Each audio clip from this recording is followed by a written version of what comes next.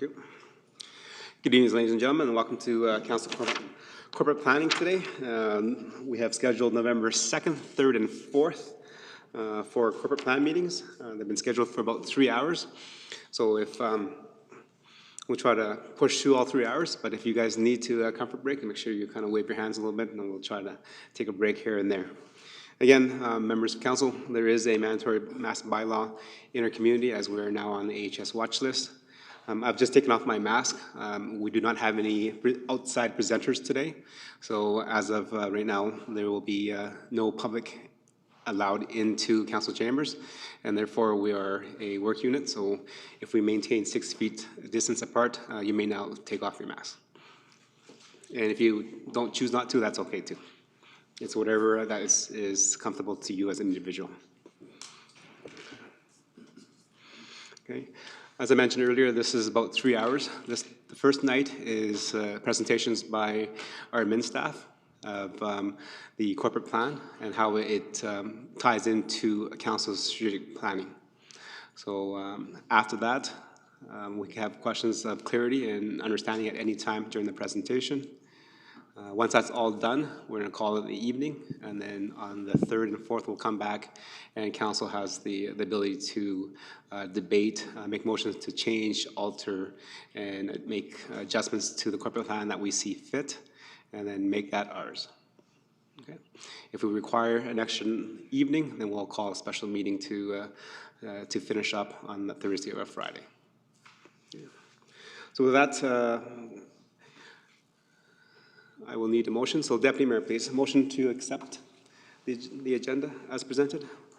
Thank you, Your Worship. I'll move the Town Council adopt the November 2nd to 4th, 2020 Corporate Plan Council meeting agenda as presented. Okay.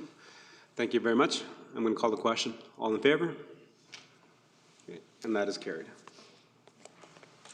Okay, moving on to business items. It is 3.1, which is the corporate plan for 2021 to 2023. As I mentioned before, like this is kind of my favorite time of the year, as like a kid in a candy store. During Christmas time, I get to look at all the initiatives that are coming forward and how well that matches council's priorities and plans that we've had over the last couple of years. Administration, go ahead. Thank you, Your Worship, for the opportunity to speak to the proposed 2021-23 corporate plan. I would begin by thanking the team here at the town for their input, expertise, and effort to bring this plan before council this evening. The proposed plan is the culmination of much consideration, a great deal of analysis by a number of people, and without their efforts on all of our behalf, we would not be able to synthesize and integrate the challenges and opportunities and potential paths forward in a coherent manner. Clearly, Your Worship, COVID-19 has had an impact on many aspects of our strategic and operating environment. To think otherwise would be to miss opportunities and to overlook real challenges. Operations have been affected, economic climate has been altered, and the resulting impact of changes is yet to be entirely understood and determined. This corporate plan includes measures to strengthen the town's position through 2021, with the understanding that in 22, 23, and beyond will require further council direction as some of the current unknowns become known. The corporate plan includes measures to protect the town's balance sheet. Federal grants are slated to fund debenture payments and internal borrowing costs, and no new borrowing is proposed in 2021. This will allow future decisions regarding debt management to be made with greater certainty of projects and cumulative effects of borrowing while seeing the total debt amount decline in 2021. This corporate plan does not propose any specific service level reductions. Administration will continue to analyze existing service levels, creating a stronger understanding of cost, impacts, outcomes, and alternatives. This continued analysis will serve council well as future decisions are required. This corporate plan does adjust timelines and provide realistic projections of future capital requirements. As administration refines projects and capital forecasting processes, future decision requirements will be supported. As noted in the plan, the 10-year capital plan indicates a sizable portion is unfunded. Moving forward, this will become clearer and better understood. The capital plan focuses on long-term planning for investments in infrastructure to ensure the town can operate efficiently, effectively, and economically. Your Worship, these three broad themes represent the strategic response to the current environment. Balance sheet focus allows for an increased level of flexibility in 2020 and beyond, or in 2021 and beyond. Service level analysis and review ensures operating budgets are used effectively and efficiently. These two areas combined with capital plan development through 2021 creates opportunities for clear decisions and the funding to approve and execute council priority projects. Your Worship, my team and I look forward to supporting council over the next few days in this process. We have an overarching presentation to provide, and I will ask Brenda Otto, our General Manager of Strategic Services, to take it from here. Thank you, Town Manager. Thank you, Town Manager. Good afternoon, Your Worship and Council. As noted, administration will provide an overview of the recommended corporate plan for 2021 to 2023. Following the corporate plan meetings of the next 3 afternoons, the plan will be finalized by administration and presented for your approval at the November 23rd meeting.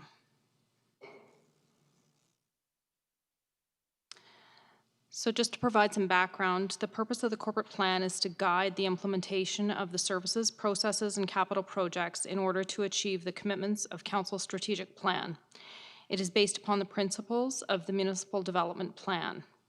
The corporate plan outlines the resources, projects, and timelines required to deliver the expected outcomes and advance towards the long-term vision for the community.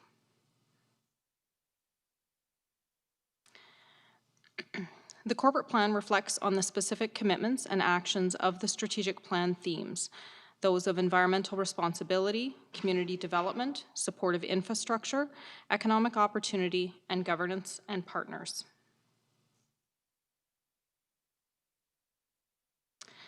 The process to present the recommended plan today takes place over the course of a number of months, beginning with Council's review, update, and approval of the strategic plan in the first quarter of the calendar year. Administration then prepares any adjustments to programs, projects, and services through department business planning in the second quarter. Following this, senior leadership then reviews and prioritizes the plan with analysis and input from the Financial Services Unit, bringing us to the recommended plan you have before you today. I will just ask the Town Manager to speak to the next 2 slides for the presentation. Thank you. The slide in front of you, current environment, there's a couple points there that we did maintain in our understanding as to creating the plan and moving it forward into the council chambers. So COVID-19 is a reality that we have to be aware of and manage through. The second bullet, provincial and federal government, as council is well aware, both levels of those 2 levels of government are also managing through COVID-19. What does that mean to us? It means some direct changes in our operating environment.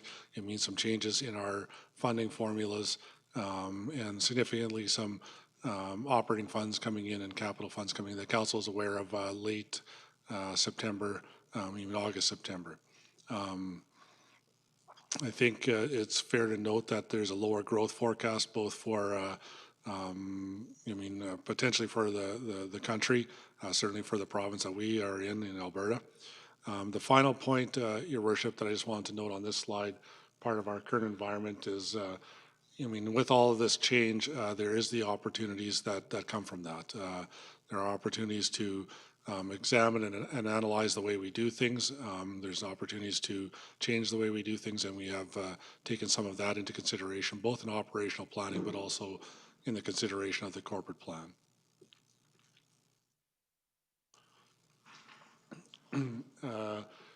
This, Your Worship, just in council strategic considerations.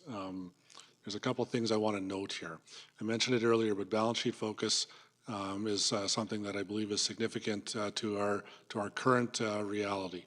I mentioned a fairly sizable unfunded 10-year capital plan, which puts us on par with a number of municipalities in Alberta and across this country. But I believe a commitment to that balance sheet over the course of what would be fiscal, and I know our General Manager of Corporate Services will get into further detail of this, but through our fiscal 2020 and fiscal 2021 is a strategy that I think will work well for us moving beyond 21. Strategy and project agility, to me, is a consideration or a theme that we need to be aware of, in that our environment does continue to alter. We have a council on strategic planning sessions coming up in January, opportunity to review, reset, but also with our projects. We saw some capital funding coming to us very short notice. We were able to get some projects out the door there, and I think we need to keep that project agility as well. The middle bullet there, service level data development. Council received in the last couple of months, some pretty in-depth analysis on our different services and some of our infrastructure. As we continue to develop that through this plan timeline, we will be a better position to take advantage of some of the focus that we're putting onto that balance sheet, but clarity of decision making, I think, for council will be a real result of that work. So those are some of the strategic considerations that I undertook, and I believe council needs to be aware of it and consider as you move through your work on the corporate plan. So, Your Worship and Council, I'll just move into some of the specific highlights within the corporate plan. Beginning on page 7 of the document, administration has summarized the corporate plan initiatives that are direct actions associated with council's strategic plan. Specifically, in 2021, it is proposed that the town will update the offsite levy bylaw, prepare a design for the proposed pedestrian rail underpass, implement local public transit service, further develop the asset management program, complete and present the tri-municipal regional plan, prepare a housing strategy, and advance the design of the recreation center. Beginning on page 19 of the recommended corporate plan, it is outlined that additional staff recommended to deliver the programs and services for the town. Specifically in 2021, one part-time position is recommended for the fire department.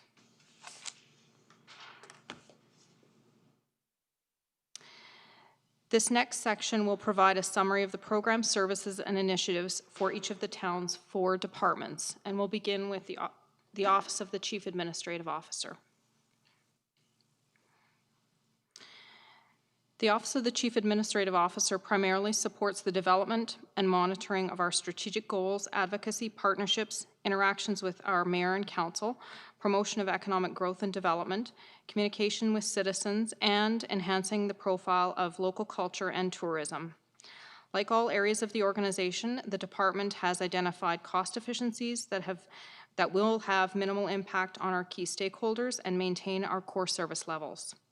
Our department priorities in 2021 will focus on strategic planning, regional plan development in partnership with Parkland County and the City of Spruce Grove, advocacy support to other levels of government, continued replacement of municipal signage, targeted communication to the various corporate programs and initiatives to the public through established and innovative media tools, implementation of the Arts, Heritage, and Culture Action Plan, continued implementation of the Economic Development Strategic Plan, ongoing art and mural programming and maintenance, the development of a tourism master plan, and any further service level analysis for improvements of our programs and service delivery.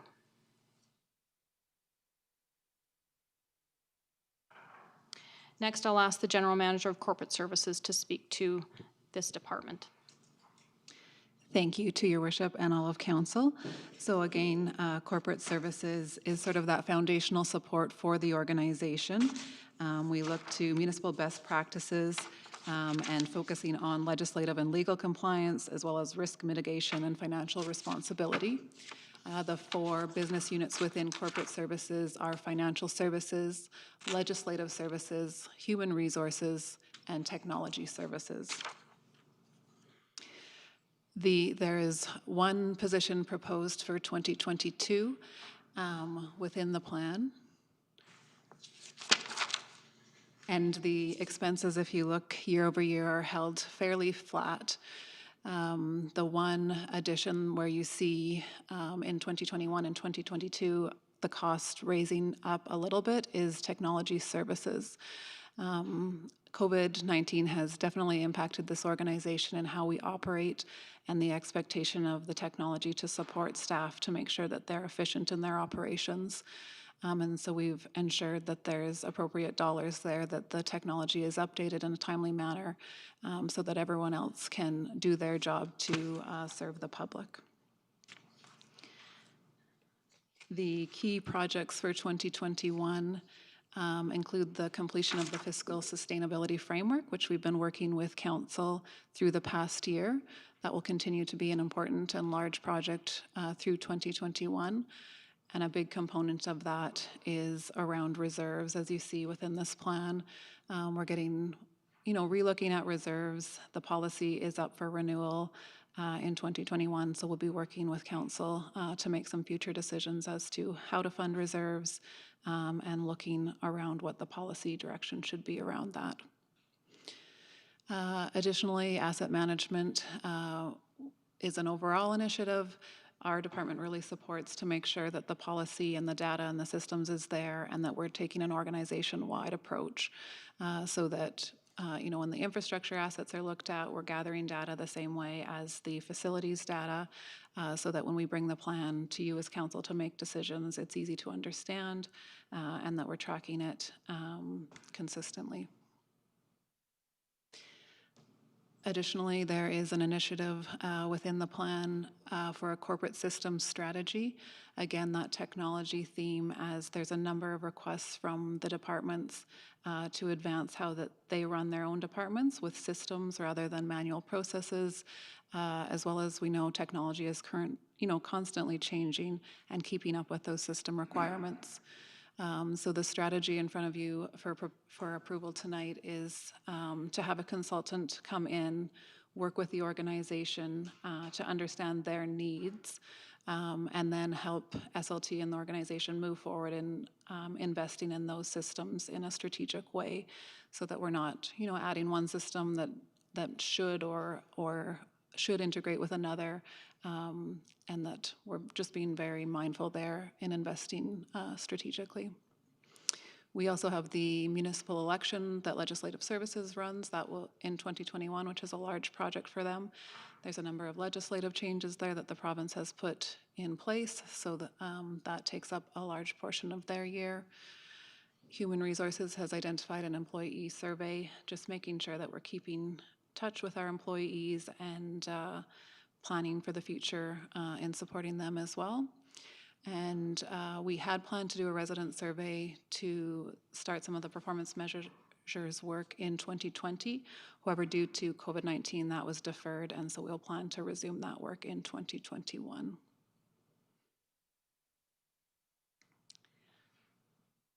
I'll leave it at that for a quick summary of where our department is at, and I'll pass it over to our GM of Community and Protective Services. Your Worship, members of council, for a Community and Protective Service Department, so we have 5 functional areas: programs, events, facility, operations, which includes culture, rec, and civic facilities, and the management of those facilities, fire services, municipal enforcement, and RCMP, so collapsing those into one enforcement title, and the golf course. In 2021, we are contemplating or have tabled the addition of a fire department personnel in the admin capacity at a 0.5. So on the screen in front of you this evening, service changes, again, is the aforementioned the fire department 0.5 clerk, as per the fire department master plan that was tabled with council earlier this year. Key projects that we will be undertaking as a department in 2021. As you're aware, the library is under construction on Main Street in the 3 Robbins building. Anticipated that the construction will complete in Q1, and then we'll be launching the opening of that particular facility and celebrating that with the community in Q2 of 2021. We do currently use our recreation and booking software for our events and the programs that we do host and facilitate for the community.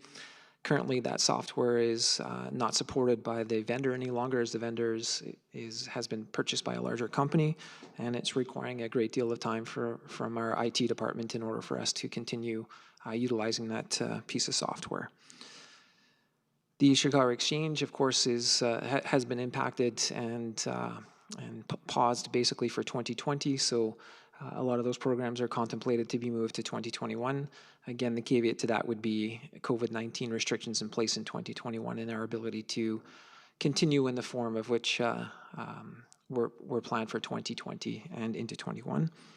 The Fire Services Master Plan, again, that had several recommendations that have started to be actioned in 2020, but will require some additional administrative action in 2021. So that's a timing component from a workload and capacity. And then the rec facility design and construction, that project is, again, due to COVID, has been pushed a year for the design and then continue on for the construction once the design has been completed and council has approved the design. Of course, it would go to design and then constructed after that once the detailed drawings are in place. I think that concludes 2021 for Community Protective Services. Move it to Planning and Infrastructure. Hello, Your Worship and Council. I'll give a brief update on 2021 from Planning and Infrastructure. As you know, we plan, build, and guide and maintain infrastructure. We guide and foster community development. Those are our two focuses while providing excellent customer service. Our financials are fairly flat over the 3 years. Transit and the cemetery have some impact on the cost increases. In 2021, we do have no service changes, but we do have a long list of projects and services mainly related to initiatives which Council has received updates on throughout the year. Some of the new projects which are on the list for next year include the offsite levy bylaw and the housing strategy. The Transportation Master Plan and the Environmental Master Plan are both underway this year and will carry over into the beginning of next year and will be completed next year. We have a small crosswalk improvement initiative that was introduced to Council last year. The Central Truck Sanitary Sewer, we are recommending an assessment be done on the existing sewer, including a camera work to better define the project and come up with a grounded cost estimate. Umbuck Stormwater Facility Design, that is in the plan for next year. Preliminary engineering is underway as we speak, and a report is expected by December on that project, so we're anxiously awaiting that report. The Public Works Facility Design, that project was presented to Council as an initiative, a potential initiative earlier this summer. The Asset Management Program Development is something we've been working hard on through the year, and you've seen updates in particular on pavement management this year, and we continue to develop that program in next year and beyond. Local Transit Service Implementation. As you know, the implementation was delayed until 2021. It is in the corporate plan, is May 2021 for a start date. The buses have arrived, and we will continue to work through to that date. Road Rehabilitation Program. As you are aware with the presentation we gave to Council recently, that is something that's high on our list to achieve next year, including some grounded data gathering and turning that into a plan that we can implement over time. The Municipal Stimulus Program, there was 2 projects which were approved, which have not been completed, including 49th Avenue and Golf Course Road. Those are the stimulus projects, and we will be completing them throughout the construction season next year. The cemetery design is in the plan for next year with construction to follow after that. And we will continue to look at our service level analysis, 10-year operating plans, 10-year capital plans, and continue with process improvements to gain capacity and improve our service levels where possible. I'll now pass it back to the Manager of Corporate Services. Thank you. So we will now walk you through the fiscal plan.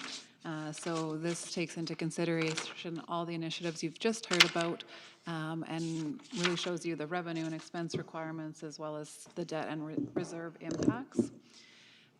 So to briefly give you it's a little bit of a different starting point this year with the COVID impact on 2020, and we've included some of that context within the document in front of you today. As you remember back to the start of 2021, COVID impacted us, and we came to you with a tax rate. That tax rate we took from a 4.26% down to the 1% to ensure that residents could afford the troubled times that they were having at that time.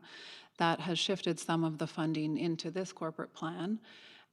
As well as the town manager mentioned previously, we did get notification in September that we received a grant called the Municipal Operating Support Transfer from the federal provincial government in the amount of $1.8 million in September of this year. So that was directly for COVID impacts. It is a one-time operating funding grant. And so because we had made those tough decisions back in the spring of how to fund our operations for 2020, this will essentially become surplus when we bring you the 2020 results, which allows us to allocate that out within this plan, and that has been done. So again, as the town manager mentioned earlier, part of the recommendation of where this grant, which will turn into surplus, should be, where we're recommending should be allocated, is to service some of our existing debt, both some of the internal borrowing that we've done and some of the external borrowing through ACFA, and you can see that in the chart in front of you on screen. These were sort of the 5 projects that were identified that end within this 3-year term, and that we think it makes sense to fund with those additional dollars, which totals $1.6 million, so the majority of that grant. The remaining of the surplus per policy will go to the tax levy stabilization reserve, which does need some funding of where it should be targeted, and it also allows us to use that to fund some of the projects and initiatives within this current plan.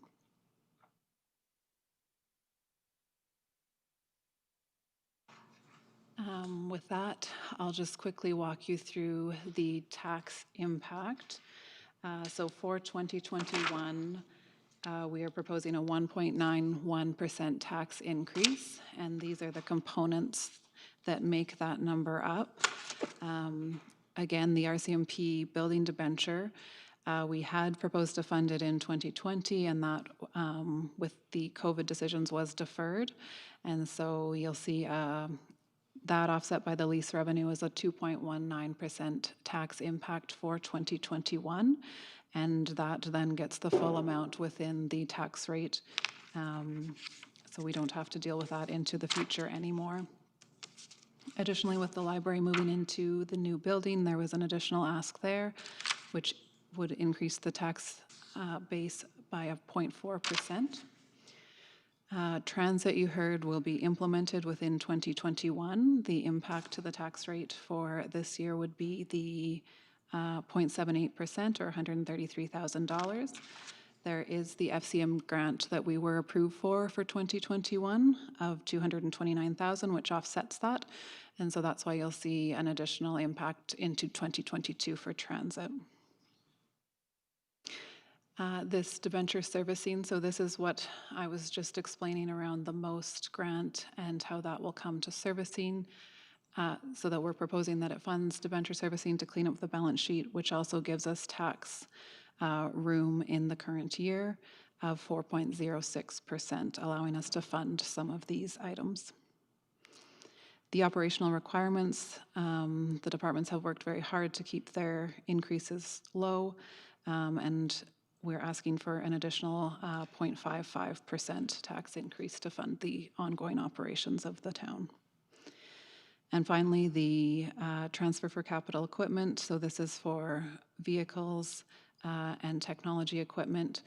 As part of the asset management work, these are more easily identifiable assets.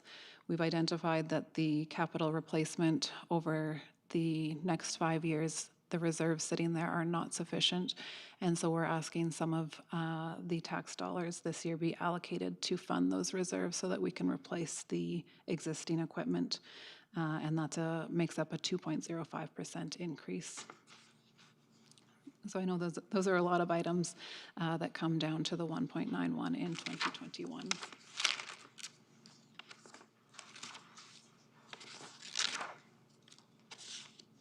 In 2022, we realize the tax increase is quite high, and, that's some of the initiatives like transit going into the next year, as well as the ongoing initiatives, mainly which are staffing proposed for 2022.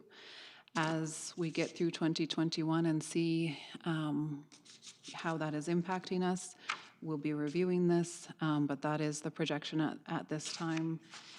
The other one maybe to highlight is the uncertainty around the provincial grants. The MSI will end in 2021 for us. They have announced a local government granting program.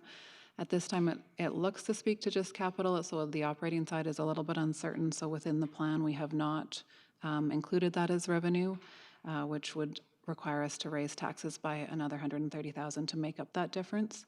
Again, these things will become more certain over the next year, but we tend to take a conservative approach in projecting these out. For 2023, the projection at this time is a 5.98% increase. We would have the cemetery coming online, so there's an additional ask for the operations there. Again, a little bit of staffing and some debenture for the completion of the South Park Drive project, and 1.83% increase to maintain operations.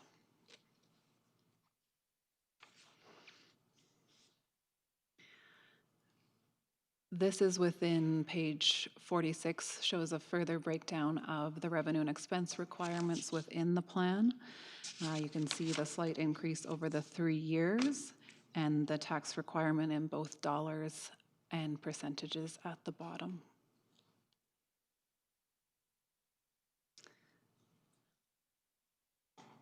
So reserves over the 3-year, or maybe I'll run through 2021 first. So the transfers for reserves into the reserves are $3.7 million for 2021, and this includes both capital and operating reserves. And this includes the additional ask for the capital equipment of $350,000. We are asking to take $4.5 million out of reserves, so we're actually taking $800,000 more out of reserves than we're putting in for the current year. The trend you can see on the chart is that the operating reserves are coming quite low because of all the funding requirements and asks at this point.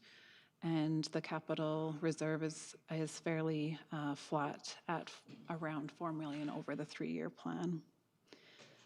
It's definitely, asset management is a good thing because we understand our assets and what the replacement is around those, but is also challenging because like every other municipality, there's a gap there between the required replacement and the dollars that we're able to put away, which is especially challenging in these years as we know the appetite to increase tax increases is quite low. And I guess just to sum that up is, that is an area of focus for finance over the upcoming year, which we'll be working with council and looking for some additional direction around that. With that, I just turn it over to our Manager of Financial Services, who will walk you through some of the additional slides on the fiscal plan. Thank you. Good evening, Your Worship and Council. There is a heavy reliance on debt in the next coming years. Projects requiring debt will push the town over its debt limit. Prioritization and other sources of revenue will be required to occur to move these projects forward. As of the current proposed plan, unfunded projects include the Community Rec Center and the Public Works Building. As the chart portrays, debt servicing approaches $5 million in the next couple of years. In 2021, we are just over $2 million in interest and principal. In 2023, this doubles based on the current plan. As projects requiring debt are presented, the town would exceed our internal debt limit in 2022. As a reminder for all of council and anyone watching, the internal debt limit was set to 80% of the allowable amount as per the MGA. The projected revenue for 2021 is consistent per revenue class to the prior year. Please note the net taxes available does not include the additional tax revenue that would exist within the proposed tax increase for 2021. This would add $325,337 in tax revenue. Property taxes fund the needs of the municipality. In 2021, a 1% tax increase is equivalent to approximately $170,500.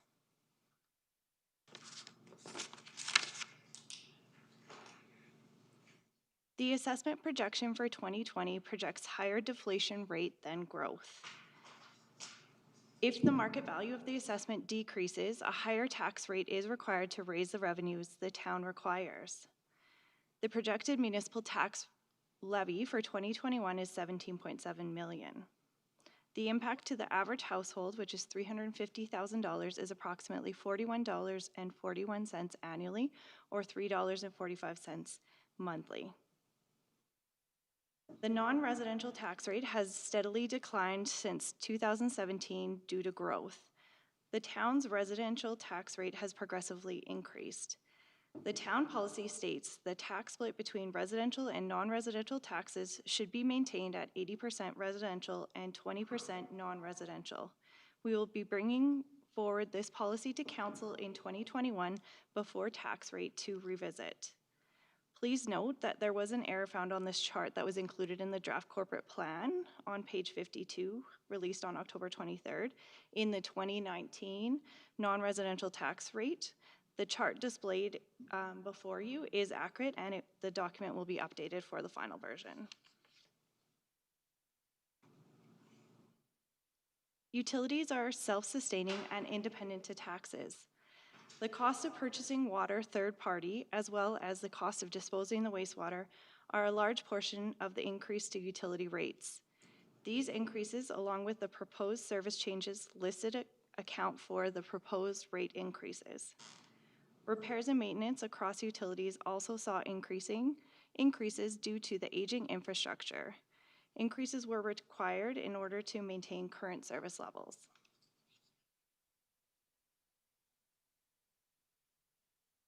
Solid waste fees are proposed to remain unchanged for 2021 based on the needs.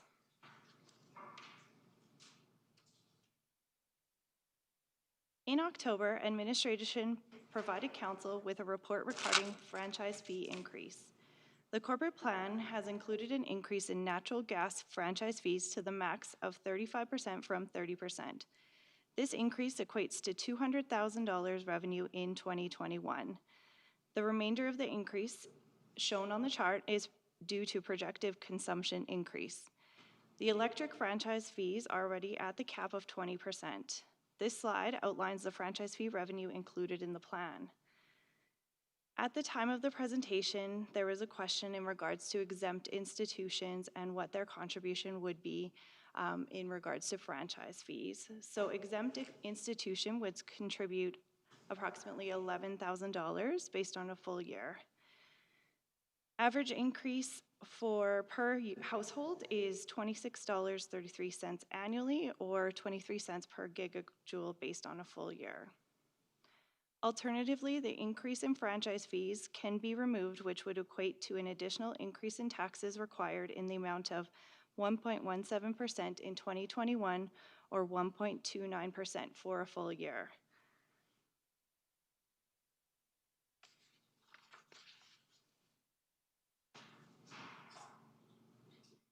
Total impact to a resident based on the average house assessment of $350,000 in Stony Plain is $138.66 based on the plan proposed and the details just reviewed.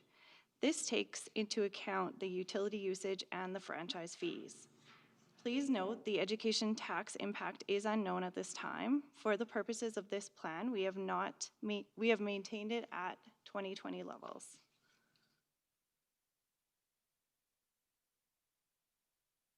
Total government transfers have remained fairly consistent and are projected at $7.8 million for 2021. MSI operating, as mentioned, was removed for 2022 and 2023 due to the ending of this program. MSI capital projections for 2022 and 2023 are based on historical distributions and may change. MSI is being replaced by the local government fiscal framework, of which details have not yet been released, therefore certainty is unknown. Prior year's corporate plan included amortization in the expense chart of approximately 6.8 million. As of this corporate plan before you, we took out amortization, and that is why the allocations look slightly different from previous years. When comparing to prior years without amortization, the expense area split remained consistent. Total staffing complement proposed for 2021 is 129.2 full-time equivalents. Employee compensation included in the plan is a 0.5% COLA to non-union staff and 1.5% per council compensation policy plus a 1% council increase for COLA.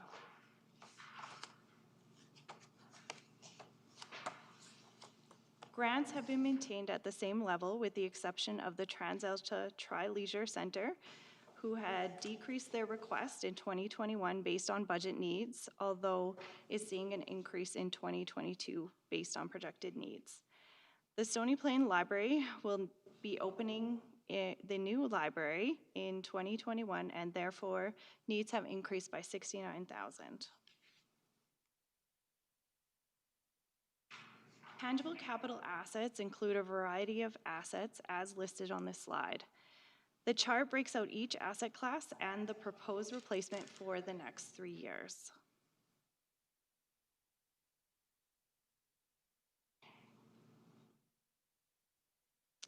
We will now be going through charts by capital type to show a visual of the asks over the next 10 years.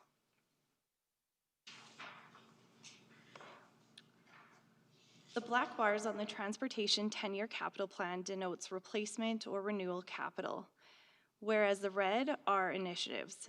Any green are initiatives growth capital, of which will be added to the roadway capital plan after the transportation master plan is completed in 2021.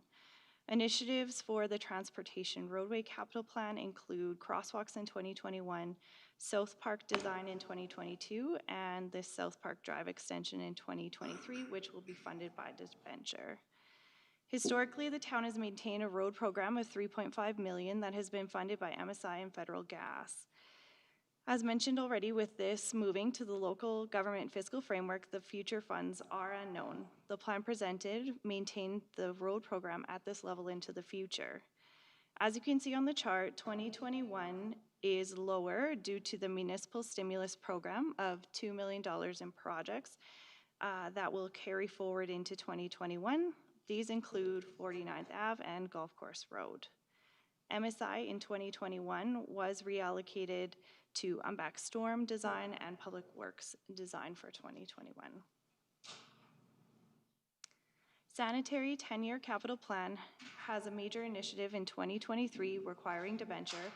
However, future replacement subsequent to 2023 remains fairly low for pipes and manhole replacements. On the water side, 2022 to 23, green line you see there is the High Park fill line, partially funded by offsite levy. 2022 and onward red denotes the master plan water lines, which was table 37 in the initiatives. Storm capital has a significant request for UMBAC, which design starts in 2021 and full construction and debenture in 2022. This was shown in table 31. Other projects are denoted within the charts. On the screen is the Parks and Recreation 10-year capital with a few major projects. The next couple slides will go through these in more detail. This is the breakout of Parks and Recreation capital per year by project. The active transportation strategy shown in the chart currently does not have a funding source, although is represented in this chart.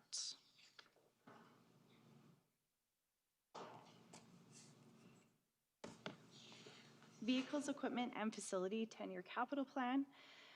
As you can see, the backlog of vehicles over the recommended life. We talked about the initiative that's going forward to add some of the funding into reserves to be able to fund some of this backlog and bring us back to par. We recommended that reserve transfer due to the backlog, and the replacement schedule will be slowed to match funding going forward, as currently we won't still be able to maintain the required ask.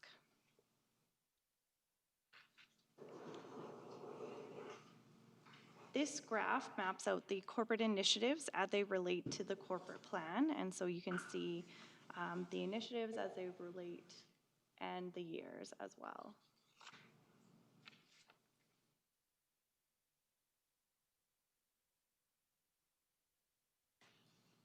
So maybe to sum up the long-term capital plan and the funding challenges around that, you see the current asks of 195 million, with 125 million of that being unfunded.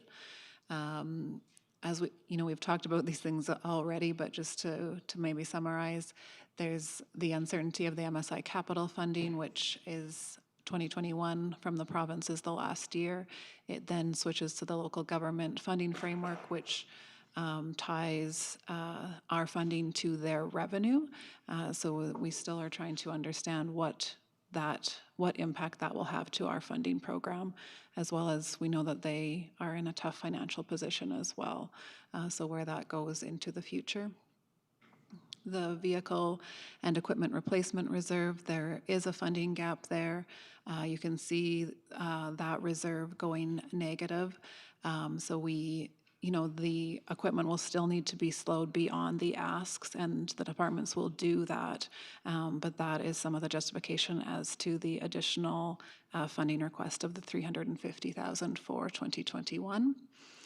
And then the storm capital requirements, you've also seen a number of the master plans and the storm planning come before you during the year.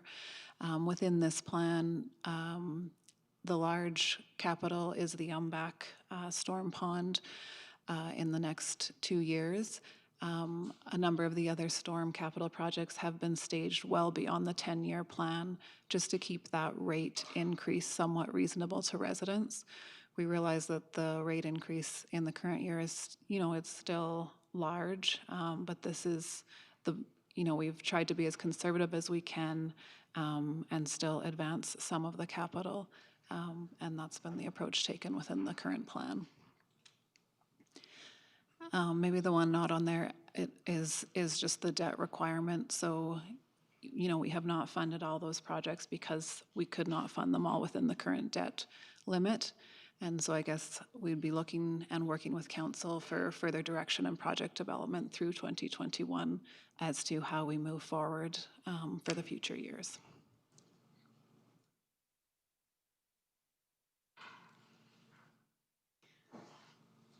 So, Your Worship, that concludes the general opening presentation.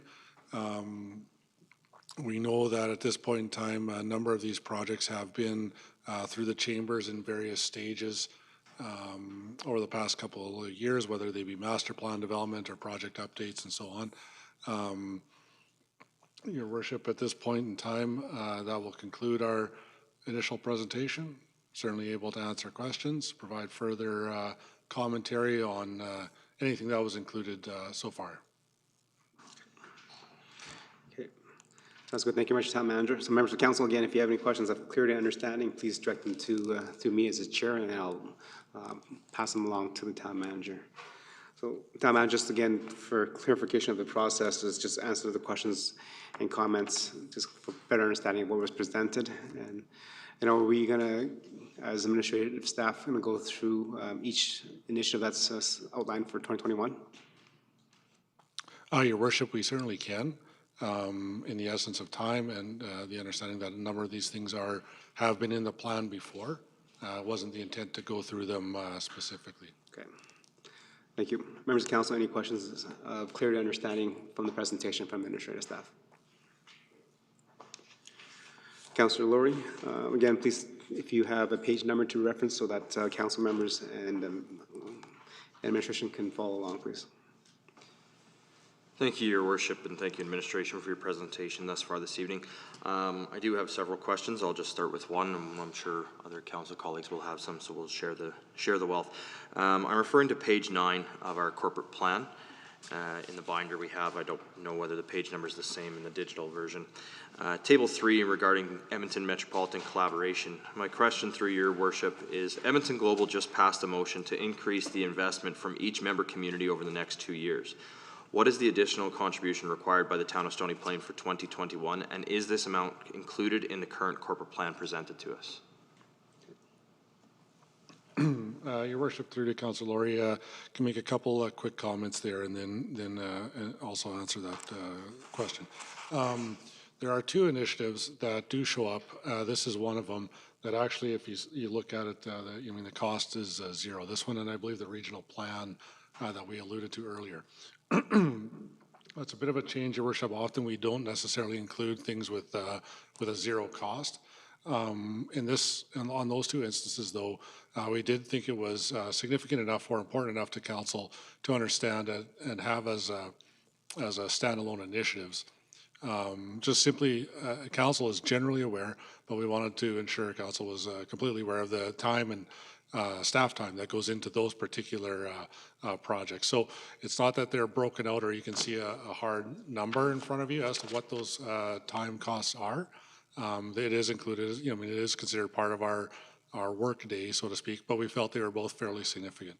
Your Worship, now a little bit further to the direct question. As council, I believe, is aware, not that long ago, I believe it was just last week, Edmonton Global did pass a motion requiring further costs. The first answer I will give is no. Those amounts are not included in the corporate plan as presented. We did become aware of them, frankly, Your Worship, as the numbers were all being finalized or were finalized. And I think someone can probably help me out, but I believe there is an amount for 2020 as well, not just 2021. I believe it was about $21,000, give or take. And I think a bit more than that for 2021. I think our intent, Your Worship, for the 2020 costs was just to run those through 2020. It would affect the end of day surplus or deficit, but we were intending to do that. I guess I'll stop there. They are not included. We knew they were coming in late in the process. My suggestion at this point, council can bear that in mind moving forward. We do have spring adjustment times where we make changes when things become finalized and so on and so forth. But I'll stop there, Your Worship. I believe that's the answer. Okay. So I think the share for the town of Stony Plain, with the motion being passed, is an additional $21,500 a year. And that's our share. Councillor, 21.5 thousand, or 21,500, roughly. And how easy is that to, as the town manager mentioned, to add it and make the adjustments at spring adjustment? How easy is that to add that in, and does it affect the current corporate plan? Into, excuse me, or just to clarify, so into 2021, $20,000 I wouldn't say is immaterial to the overall totality of the budget. It is an amount of money that needs to be accounted for. Depending on further input and conversation at the dialogue between council members, it's something that needs to be understood, aware of. If not put in at this point in time, certainly anticipated that it will be required moving into 2021 in spring adjustments. Deputy Mayor. Thank you, Your Worship, and through you, I'm just, as we look forward, we're already talking about spring adjustments when we're not even through the actual corporate plan we have in front of us. So I'm a little confused and concerned why, if we have that number, it wouldn't be included in the current corporate plan. It would be no different than if we had passed a motion to add an initiative. It would be added when we see our calculations go up on the screen.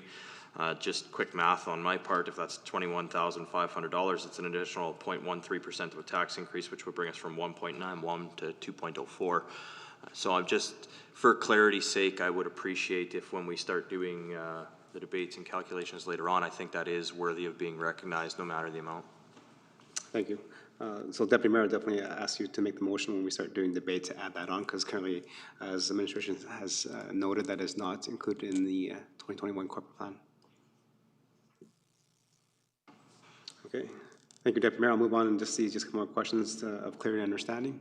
Members of council, any other questions?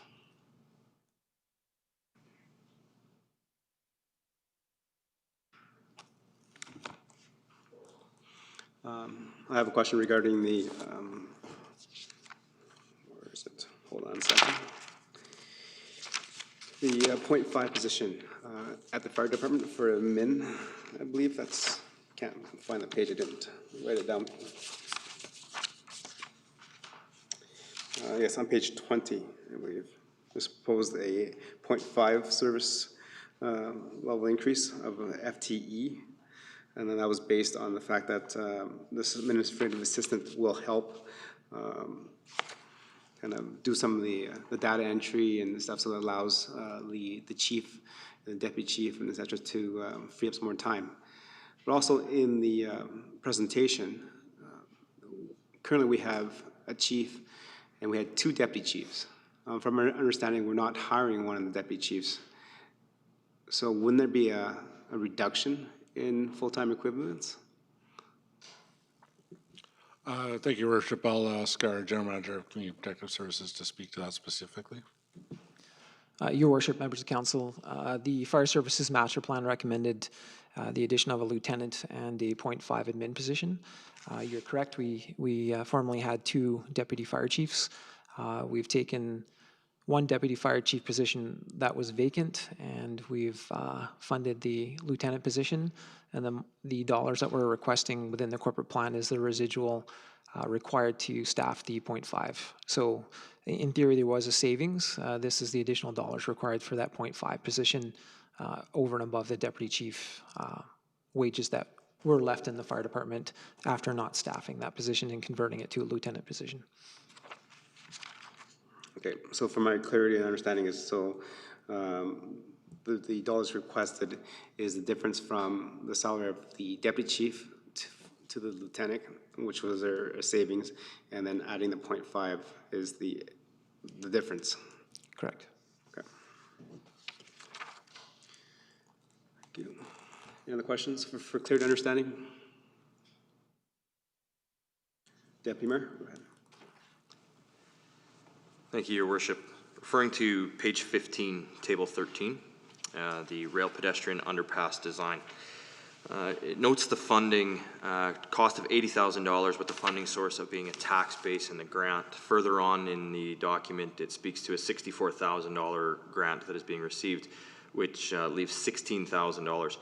The question that I have, though, is why is the remaining $16,000 coming out of the tax base when it's a one-time expenditure? Would this not be more appropriate to come out of a reserve such as the Policing and Public Safety Reserve or the Taxation Levy Stabilization Reserve? Just a little bit of an explanation as to why we're using one-time funding from the tax base.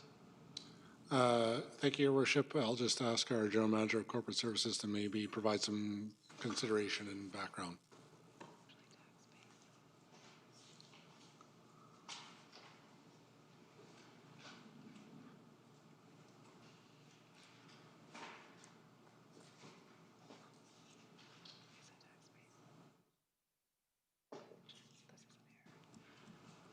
Your Worship, through to Deputy Mayor Laurie, very good question. It's actually an error within the document. It is being funded through the tax levy stabilization for the $16,000, not the tax base. Apologize for that error. We will update it upon finalization of this document.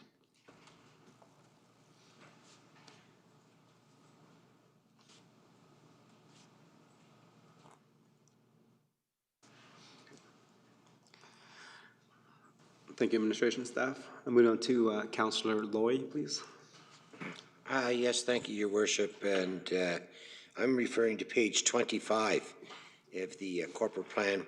And it says corporate communications assistant staffing does come from the tax base, but it just has a cost of $83,330. Could you break that down a little bit more as to how we come up with a figure like that, like salary, benefits, et cetera? And I may have a further on that, Your Worship, depending on the answer. Your Worship, I believe I'll have our General Manager of Corporate Services maybe just speak to salary estimates and the numbers and the process that go along with that. Your Worship, through to Councillor Loy.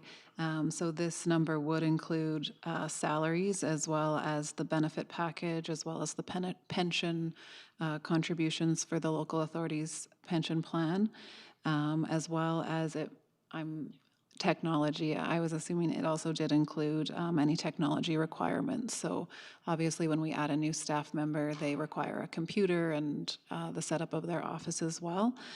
So that number would be all inclusive of all of those amounts. Thank you. And that would also include the employer deductions as well? Correct. Anything that would hit our expense would be included within this amount. So we contribute to all benefits, pension, and those federal remittances as well. Okay. Thank you. Councillor Loy? Yeah, I'll say a slight further to that, because all employees get wellness and benefit packages and stuff like that, but not all employees use those benefits. Maybe very infinitesimal, that amount, I don't know. Any comment that you can make on that? If you understand my question. I just didn't hear you, Councillor Loy, if you could repeat. The benefit packages that all employees get include, let's say, a wellness package, X number of dollars for health, X number of dollars for the chiropractor, you know, the things that we get through our HR. But not all of those benefits are actually consumed by or used by the employee. That may be a very infinitesimal number, I don't know. But any comment you can make on it for clarity, I would appreciate. Your Worship, through to Councillor Loy. So within the budget, we would, we do budget those benefits based on past usage. So those are looked at annually when we set the new benefit rates, because things like our health and dental, we self-fund. So we do try to adjust those to the actuals, but within the budget, it would be, an average based on past history.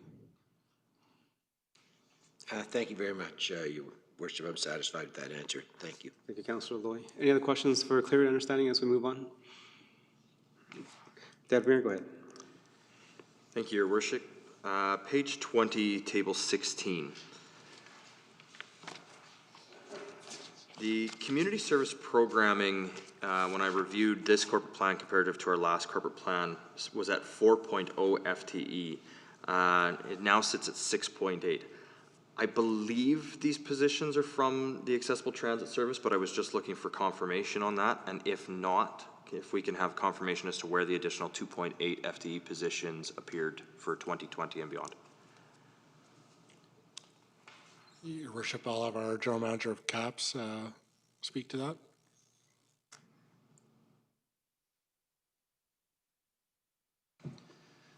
Your Worship, through to Deputy Mayor Laurie, that's correct. The majority of those are coming from our accessible transit. So we would have collected the number of drivers. Some are part-time, and that equates to a FTE count. So that's why you'll see a 0.8 versus a full amount. Okay, so just to confirm then through Your Worship, the entire difference from 4 in the last corporate plan to the 6.8 that we're seeing for 2020 and forward was just the amalgamation of ATS with the City of Spruce Grove services? Your Worship, through to Deputy Mayor Laurie, that's correct. Okay, thank you.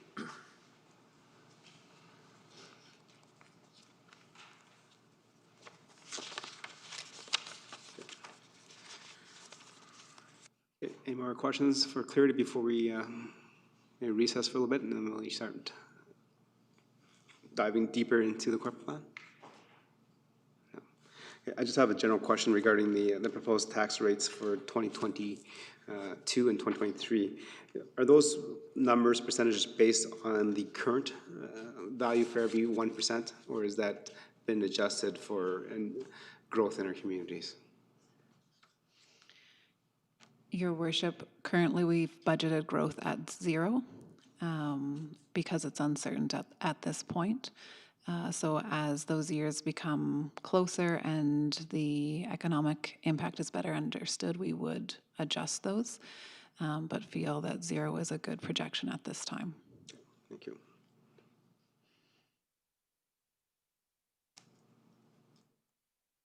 Any other questions of clarity and understanding?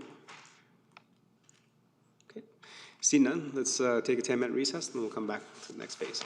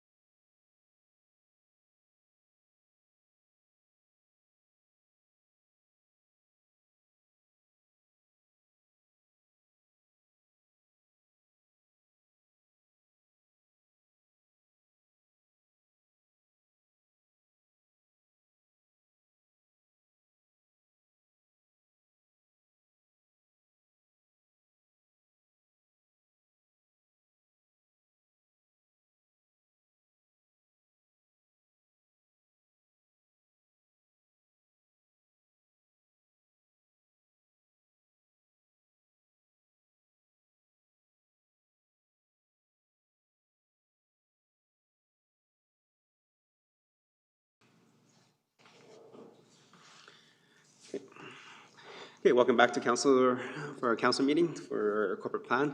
So we just had a nice kind of overview from administrative staff, had some questions of clarity, understanding of that. And right now we're going to go down to each department business, and we'll let each general manager speak about the initiatives that are currently happening in 2021, so that council has the ability to kind of dive a little bit deeper into those kind of initiatives, and even just the status quo, if there's any questions about status quo that needs to be questioned and asked. Go ahead, town manager. Thank you, Your Worship. And I think for clarity, we will refer to the hard copy page numbers that I believe council has received, if that works for the group. Yeah. Okay, thank you, Your Worship.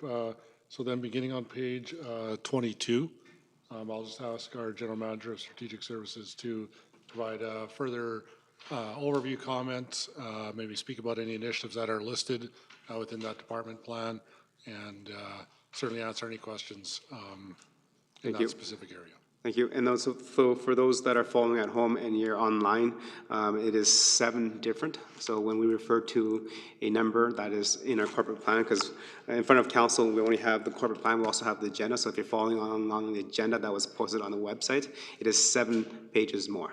So the town manager said page 22, so which means it will be page 29 on the digital copy.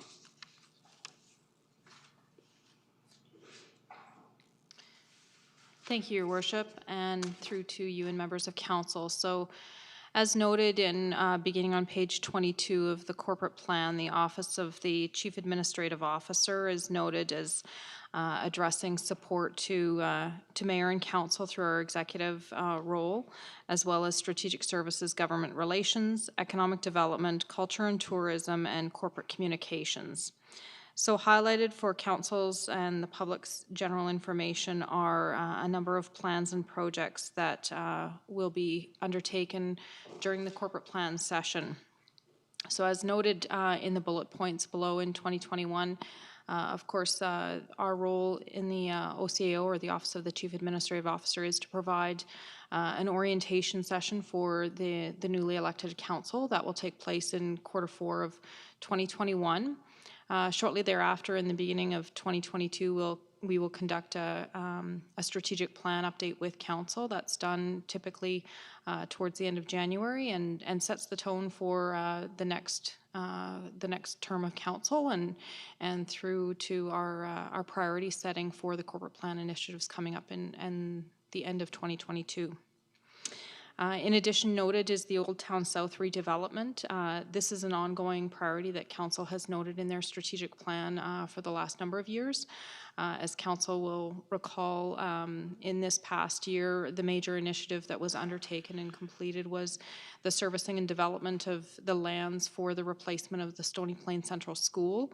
That project involved servicing the property for the new school site at the end of 57th Avenue. In addition to that, council entered a land agreement with Parkland School Division to transfer those lands for the new school to Parkland School Division, and in exchange, the town will be taking over the Parkland School Division's property at the completion of the construction and the demolition of the existing school site. So rather significant project that took place over the course of this year. As noted by the General Manager of Community and Protective Services, as we look towards the next couple of years within the corporate plan, our focus will shift to the development and design work that's ahead for the recreation center on those lands. As well, our Planning and Infrastructure Department has conducted the Old Town Community Plan and will be transacting and proposing to implement a number of the actions that were undertaken within that plan. I believe it's either 2022 or 2023. The General Manager of Planning and Infrastructure will speak to those specifically. So that work is ongoing to usher and guide the redevelopment of Old Town South under the strategic plan of council. In addition to that, within the strategic plan that was identified, a focus will shift on the continued redevelopment of the downtown core areas, as noted in the strategic plan of council, and these have yet to be articulated into initiatives at this point that will likely be undertaken during 2021 and 2022 are looking at the historic properties which primarily exist within the core of the community, the downtown area and Old Town, as well as redevelopment sites within the downtown area. Now that the completion or the soon-to-be completion of our Main Street redevelopment is nearing an end, we want to look to the next phase of downtown redevelopment and what the priority and focus will be once the construction is completed. Next, we have the Tri-Municipal Regional Plan, or the Regional Plan as we sometimes refer to it in a shortened version. This is in partnership with our neighbors through Parkland County and the City of Spruce Grove. We've been going through a process of looking at service opportunities for regional collaboration, efficiencies and improvements in services that can better serve all of our residents of the Tri-region. As Council is very much aware, we have a long history of partnership and collaboration with our partners in Spruce Grove and Parkland County, where services can be benefited to all of our residents. The work of the regional plan really advances and advocates and positions the region to further advance that collaboration in a more formalized manner and an overarching manner than has been done previously. That work is set to be completed early in 2021, and Council will receive a presentation in December to start the process of walking through what the regional plan could look like and the recommendations within that. The next initiative that's outlined in the corporate plan document is the continuation of our signage strategy. This is led by our corporate communications department. Over the last number of years, we've been replacing and enhancing our municipal signage throughout the community. Most notably, we completed the digital signs that are both placed at Rotary Park and Heritage Park. The next phase of work really is shifting to focus on our community bulletin boards that exist throughout our neighborhoods that we've had in place for a number of years and certainly could use a bit of a refresh, some more than others, and so we're going to look to upgrade those over the course of the next year and number of years. Next is the Arts, Culture, and Heritage Action Plan. Council received an updated presentation in June from our Culture and Tourism Department related to our Cultural Master Plan, formerly known as the Cultural Master Plan. We've now shifted and refreshed that document. A number of the initiatives, almost all the initiatives were completed or in a stage of completion, and so this positions us for the next phase of cultural services and cultural development for the community. Very much with the support of the Cultural Roundtable, that program and the initiatives within that will continue to be undertaken through the operating programs and services of that department. No specific initiatives were highlighted to Council, as we're not seeking for additional resources at this point in time to implement that action plan. The Public Art Strategy Development. This is a component of work that will be undertaken probably starting in late 2021, transitioning over to 2022. As Council's aware, within our reserves, we have a public art program that allocates funds for public art development and maintenance. We are looking to create a more formalized strategy around how those resources can best be utilized and where public art placement can be developed over a number of years within the community to really showcase public art better and in a more strategic manner throughout the community. So this work will be undertaken with the support of an external consultant and through the Cultural Roundtable to look at our public art program, look at our public art resources and how we can best utilize them. As Council is aware, we are currently undertaking a tourism master plan. This was an initiative that was advanced by our Mayor's Task Force on COVID recovery, the economic stream of it. And so this project was initially slated to be completed in 2021, and through funding resources that we were able to access through the province, we were able to complete this project earlier than anticipated. So that work is currently underway. We're expecting to receive a report from our Culture and Tourism Office early in 2021 to transact the tourism master plan or begin transacting the tourism master plan. And then finally, the economic development strategy. This document was updated in 2018 through the work of the Growth and Commerce Committee and continues to be monitored and tracked through our Economic Development Department. Primarily, one of the initiatives that will be undertaken or will be a focus for 2021 will be looking at commercial and highway commercial development. This was identified in Council's strategic plan update earlier this year. And so our staff will be reviewing opportunities to further advance our commercial development opportunities within the community. Again, this wasn't an initiative that was proposed due to the fact that we are utilizing existing operating resources to complete that work. Those are the initiatives and a summary of the specific projects and plans that are going to be undertaken by the Office of the CAO. I'd be happy to entertain any questions or comments from council at this point. Okay. Thank you very much. Any questions for clear understanding and comment? Go ahead, Councillor Bennett. Thank you very much, Mr. Mayor. When you were talking about the signage strategy and the community bulletin boards, I noted that in the past, those bulletin boards, the ones that are there now, were a partnership with, I believe it was the Game Association. So I'm wondering about partnerships with that strategy, and also, Mr. Mayor, with the tourism master plan. Is that on any of our regional plans?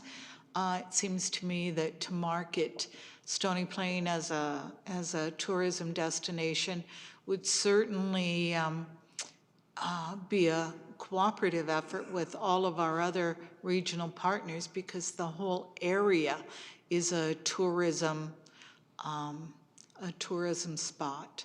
Mr. Mayor, I believe it's you that continually says we can't do things on our own, and it's always nice to have partnerships. So I'm just wondering, in any of the strategies, if we have contemplated that. Thank you much. Go ahead, Administration. Your Worship, through to Councillor Bennett and all of Council. So to begin with the community bulletin boards question that you had asked, and the partnership or the previous partnership and support through the community association, and I apologize, I don't want to mispronounce the name of it, but I do recall the name.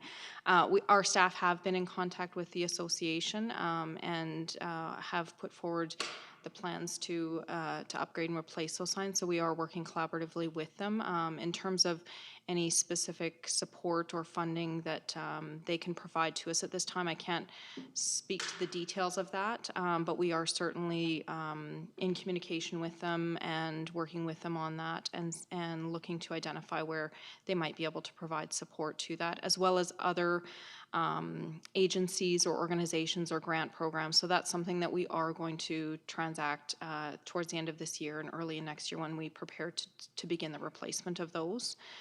So we'll look at that more fully.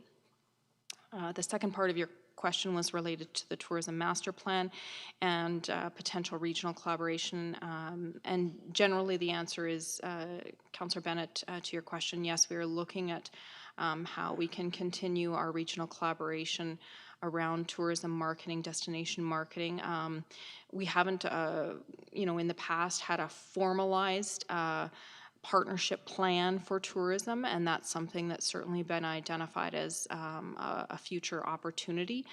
We are advancing this plan as the town of Stony Plain, but because we do have specific project and tourism related partnerships that we've transacted in the past, we want to continue to keep those doors open and work with our partners both in Spruce Grove and Parkland wherever possible around destination marketing. We certainly see the value in that, and we'll continue to look for ways to partner with them going forward. How formalized it will be at this point is still to be determined, but we can certainly outline that within the master plan as it comes forward to council.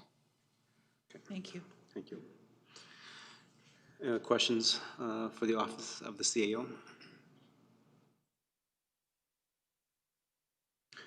Councillor Meyer, go ahead. Thank you, Your Worship. I know Councillor Loy asked previously about the corporate communications assistant, but I was also looking for a little bit more information. I was wondering if, through you, if administration could let me know who, just because in the executive summary says this position will shift reliance on contract support. So I'm just curious who we were previously contracting for this work, and if I could be made aware of that, and what we were spending on that beforehand. Okay. Thank you. Go ahead. I'll just ask the general manager to provide comment on that. Your Worship, through to Councillor Meyer and all of Council. So currently we do, and we have been utilizing sort of temporary, seasonal, contractual resource support to complete different communications projects. Some of the nature of the work that we do, and I know Council is very familiar with this, is very, in relation to communications specifically, is very project specific. It can have a start date and end date. It can be very seasonal. And so some of the work that we've transacted through the contracted services that we speak to is very much related to that. In addition to that, you know, certainly over the years, we've seen kind of an elevated, you know, demand on our ongoing services for communication support, you know, and so that, you know, we're monitoring sort of the tipping of the scale of how much are we spending on contracted services versus the benefit of bringing those services in-house, and so we keep evaluating that continually. You know, what are we allocating externally to contractors, and where's the cost benefit to bringing those resources in-house, in staff. And so this position has been proposed and looked at and evaluated by administration within the corporate plan for a few years now, and we continue to kind of see the future need for that, and we're just kind of working towards when we might tip that balance of when we see the benefit of bringing that position in-house. And so we see that in the very near future, and we continue to have that on the horizon for Council's consideration.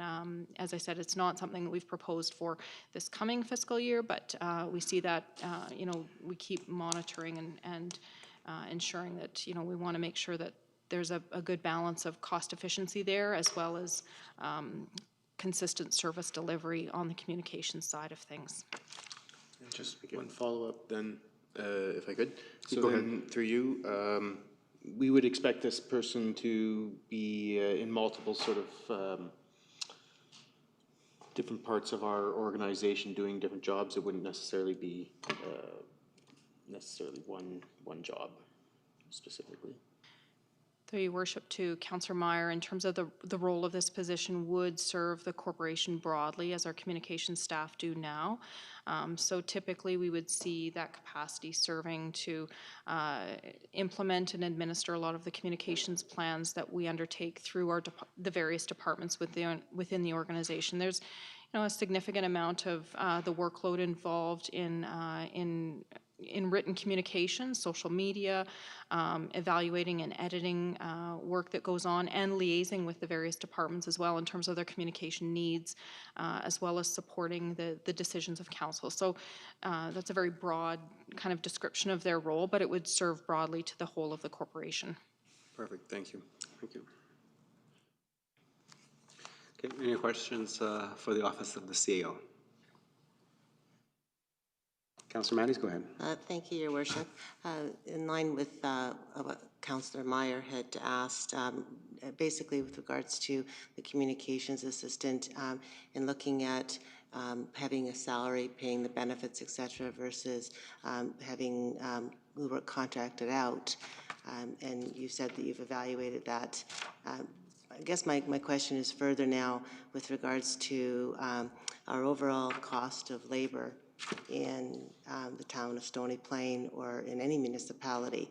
So recently I've just sent a report from the Canadian Taxpayer Federation to the CAO as well as to council, and we were basically they were reviewing the municipal government labor cost relative to what is happening for the overall compensation for employees in Alberta.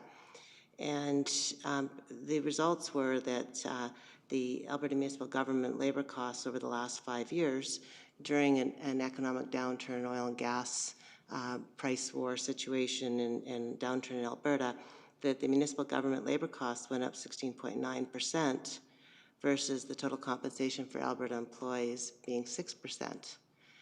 And when I started reviewing further the report, I came to a conclusion that I think sometimes, you know, you keep doing what you're doing, you think you're being conservative, but what happens is that we're not comparing with what's happening in the private sector, and sometimes our compensation might get out of line.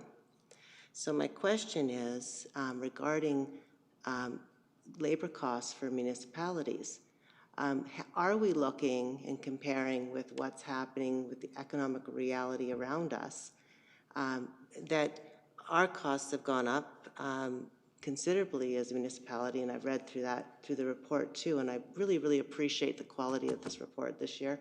It's given me good information, but I'd like to understand, are we, because I'm concerned that our cost is creeping up inequitably, and are we looking at how we can be more cost effective, whether that's with our benefit program, whether that's basically with just salaries that we have at this point, competitive with the other individuals in Alberta that are working that have had a reduction in their salaries over the last number of years.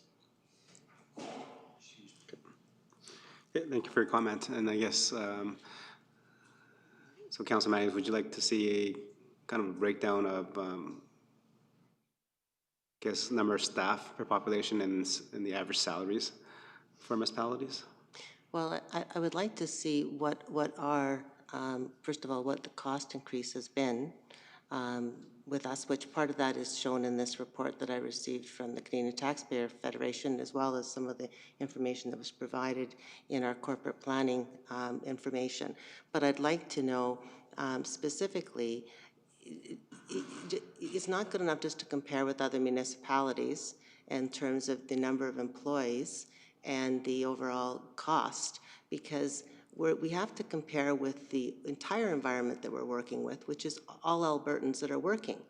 And if everybody else took a reduction in their income of 6% over the last 5 years, and we went up 17% as a municipality, then somehow we've got a creep here, which is we need to look at it and address, do we need to reduce our costs more in line with the reality that we see elsewhere? So I would like to not only have information about what we have, but also going forward when we look at compensation, that we look at comparisons with private sector equitable positions to see if we're on par.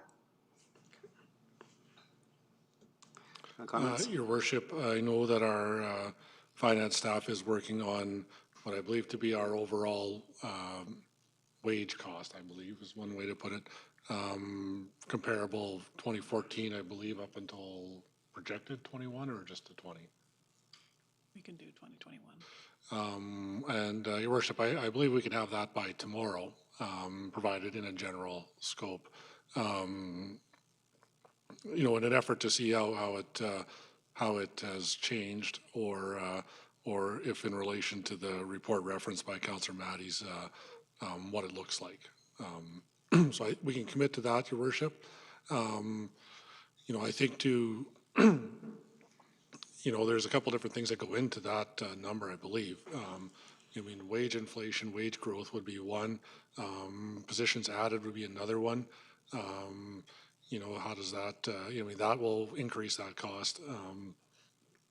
Pension adjustments, which we may or may not have direct control on, so on and so forth, that all contribute to the overall wage, benefit, salary cost of any operation, of any organization. I think, you know, the unwritten side in that particular report, I believe, is, you know, what is the corresponding value or benefit of any of that goes on, whether it's, you know, the larger municipalities can shift that number pretty fast on some of their stuff. I mean, smaller place like ours will have a pretty small portion of that particular report. So, you know, we can provide that number, I believe tomorrow is what we can commit to, and council can take a look at it at that time. Thank you. Any other questions? Okay. See none, go ahead, town manager, to move on to the next general manager. Sure. Thank you, Your Worship. So from there, we will turn it over to our General Manager of Corporate Services to take a little bit further dive into that department's initiatives and project plans for the upcoming years. Thank you. So I'll maybe walk through we walked through the project plans earlier in the slide, so I'll maybe walk you through our initiatives on page 29, starting on page 29. The first one being the corporate systems strategy. So this Okay, really, just hold on a second. So that'd be page 37 for those that are following on the digital agenda. Just add 7. So this strategy in front of you tonight really came out of a lot of the department planning that was happening across the organization, as well as when we looked at our 2 major systems that corporate services looks after, being Highland On-Base, which is our records management system, and Saranac Bellamy, which is our financial system. So we've had quite a few new managers within our department, so we're assessing those systems and understanding their, you know, current capabilities and maybe future needs, and when you need to plan for replacement of those, or, you know, just putting some strategy and thought behind those. Within the departments, as you heard tonight, there was a program and facility software update, which is required for the Community and Protective Services Department because their software is coming end of life. As well as planning and infrastructure had identified that they wanted to be more efficient and move to e-permitting. And part of the asset management program as well identifies that we'll likely need a different or an advanced version of systems. So with all of those requests and needs within the organization, we thought it was prudent to have a consultant help sit with each area and really understand the needs so that we can plan mindfully as to how we stage that in. I mean, software is never inexpensive, and it seems to be constantly changing, so we just wanted some external advice on that so we could move forward, and that's what this initiative is for in front of you tonight, and we would plan to do that work in 2021 with our Manager of Technology Services leading it. Who has gone through a similar strategy in a previous municipality. The other initiatives that we have within our department plan on table 22 is the Vehicles and Equipment Reserve, increased funding.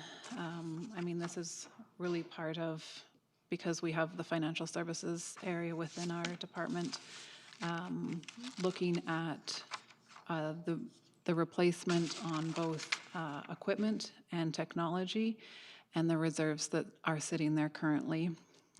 So currently, we fund $150,000 from the tax base for reserve transfers for vehicles.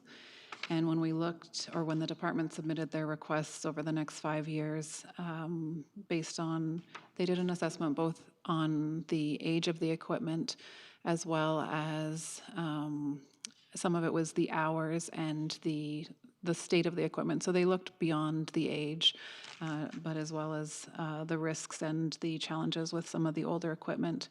They were asking for $5.5 million over the next 5 years, which obviously was a significant gap. If you divide that by the 5 years, 1.1 million ask versus the 150,000 we had available for funding.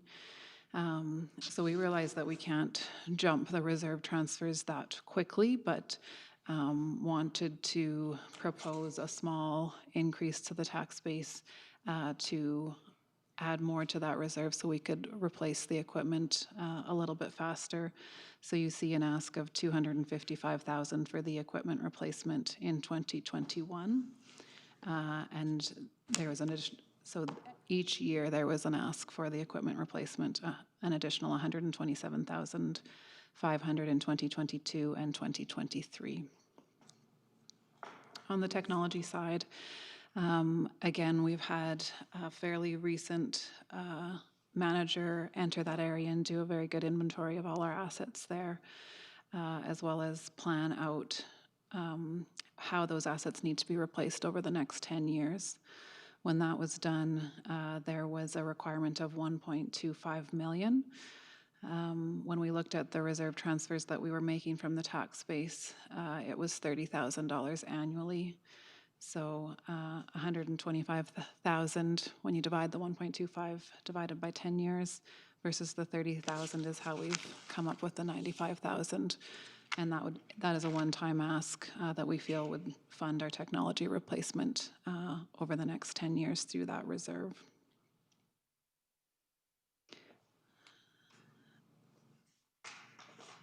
The third initiative is in Table 23, and it's the service desk technician. So currently, we have a manager and two, I'm trying to think what their titles are, two support staff analysts, a network support analyst and a system support analyst, sorry, three, and a GIS analyst. We're finding the ability to keep up with the user requests and tickets is, the manager is helping to resolve some of the tickets, as well as the analysts are pulled out of their work to be able to support the infrastructure and do some of that required maintenance into sort of day-to-day needs to reset passwords or to roll out phones, to roll out new computers. And so that is why the additional staffing request for a service desk technician. It's a lower level to resolve sort of those simple technology requests and meet the demand of the current organization. Those summarize the three initiatives where we're asking for additional funding. I think the only other thing that I would highlight is maybe some of the variances that we did provide explanation on page 27 of the plan. Again, we've talked about the technology services and the increases there. The legislative services is really the cost for the election in the upcoming year. And the financial services increase in 2021, they maintained the bad debts expense line within their budget, and that was the notification of the province that the grants in lieu of taxation would only be funded at 50%. So we do still send them the bill for the full amount of taxation, but obviously they've notified us that they will only pay half of that, and that's where the expense shows up in the budget.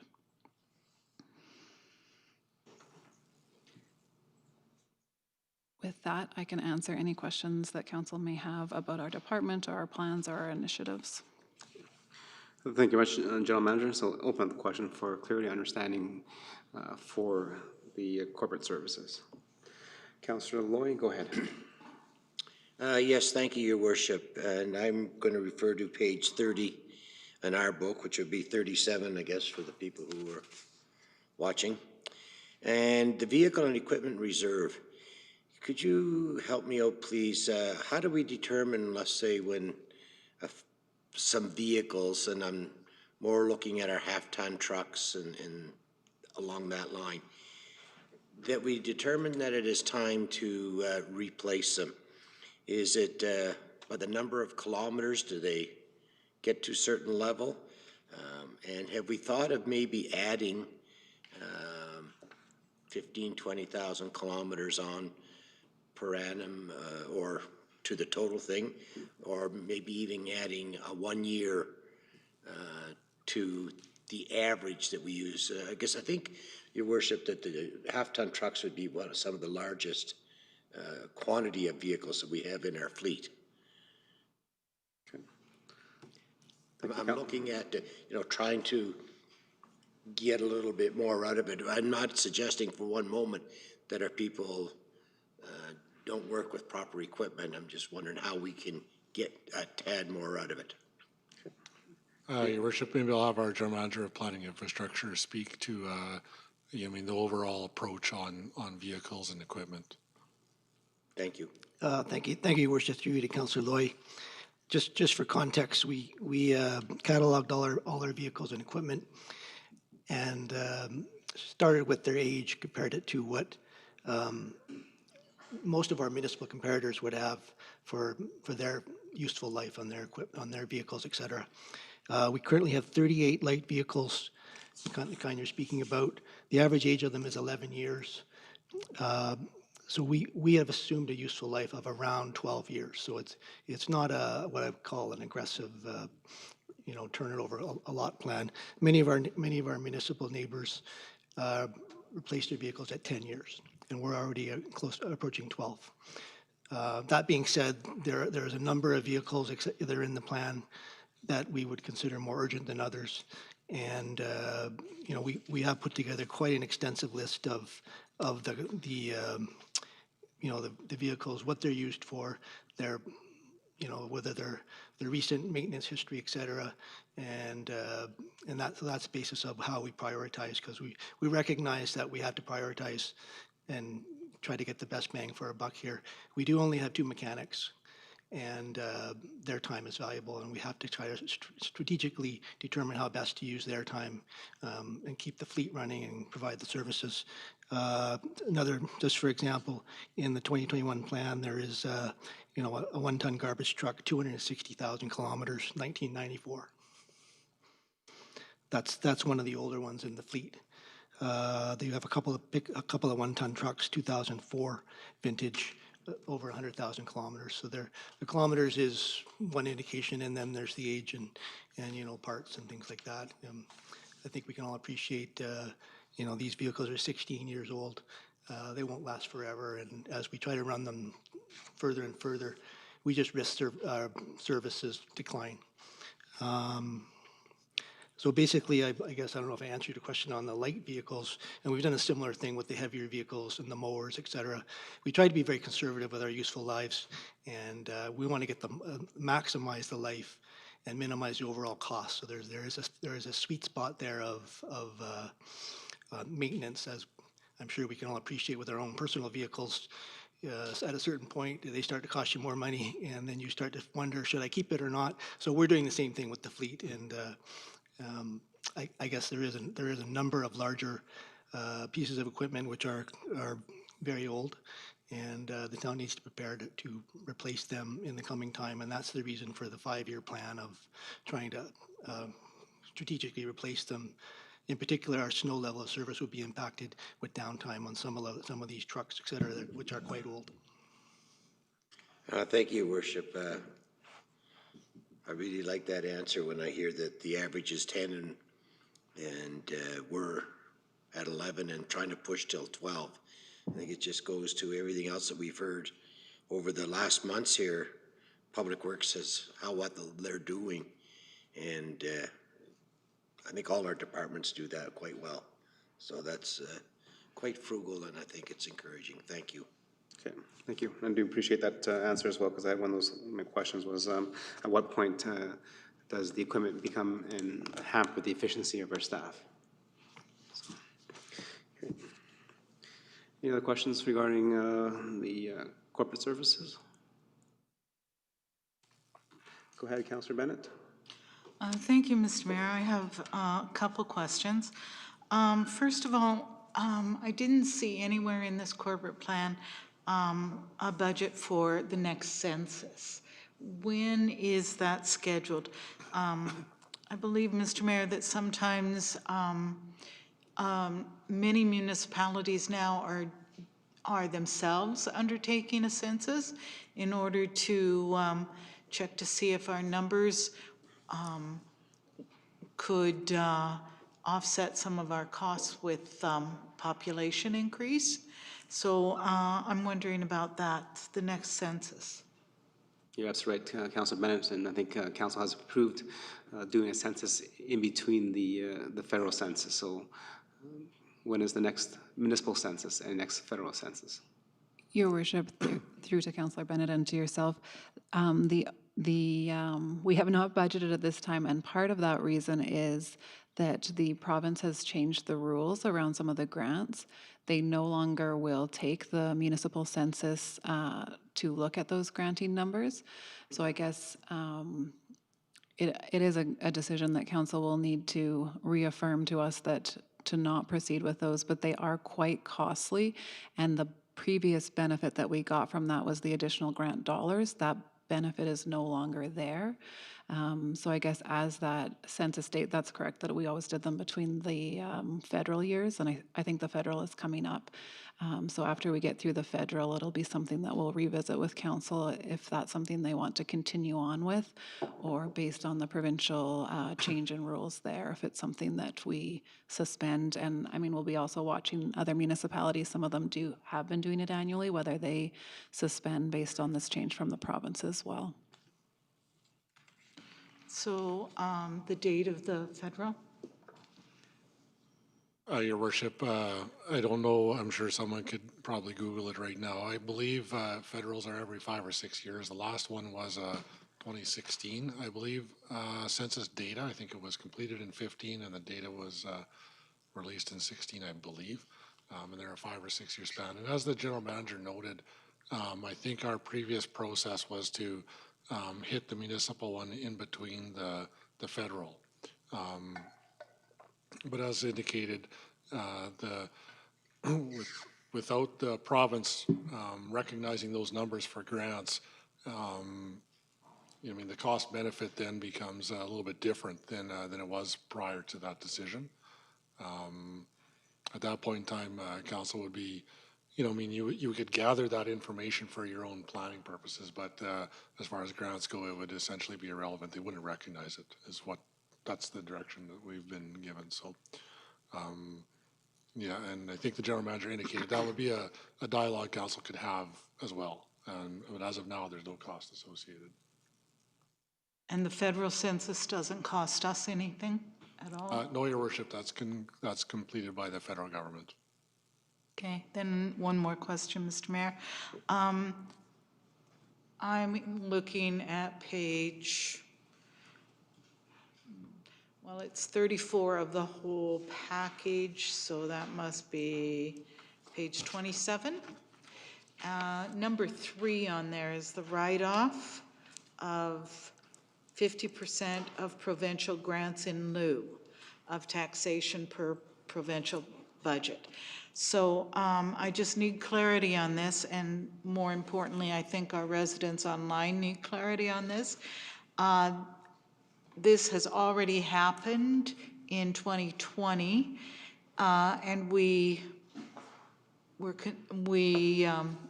that will carry on. But what is the loss to the municipality because of the province changing that grants in lieu of taxation? Thank you, Councilor Bennett. Your Worship, through to Councillor Bennett, it is around that $50,000 mark. I think the total taxation on the provincial grants in lieu is around $100,000, and so it's around a $50,000 impact to our tax base. Thank you. Thank you. All right, any other questions? Councilor Meyer, go ahead. Thank you, Your Worship. If we just turn to page 29 and 30. Table 21, we discussed, there will be a question at the end of it, I'm sure. I'm just going to ramble a little bit. So the corporate system strategy, we're going to hire a consultant, and we're going to go through our organization to identify future needs for technology. So the first question, Your Worship, from that assessment, would it be fair to expect other initiatives that will come out of it and costs associated with those? Go ahead. Your Worship, through to Councillor Meyer, it's a definite possibility. I think that we've identified most of them within the existing plan.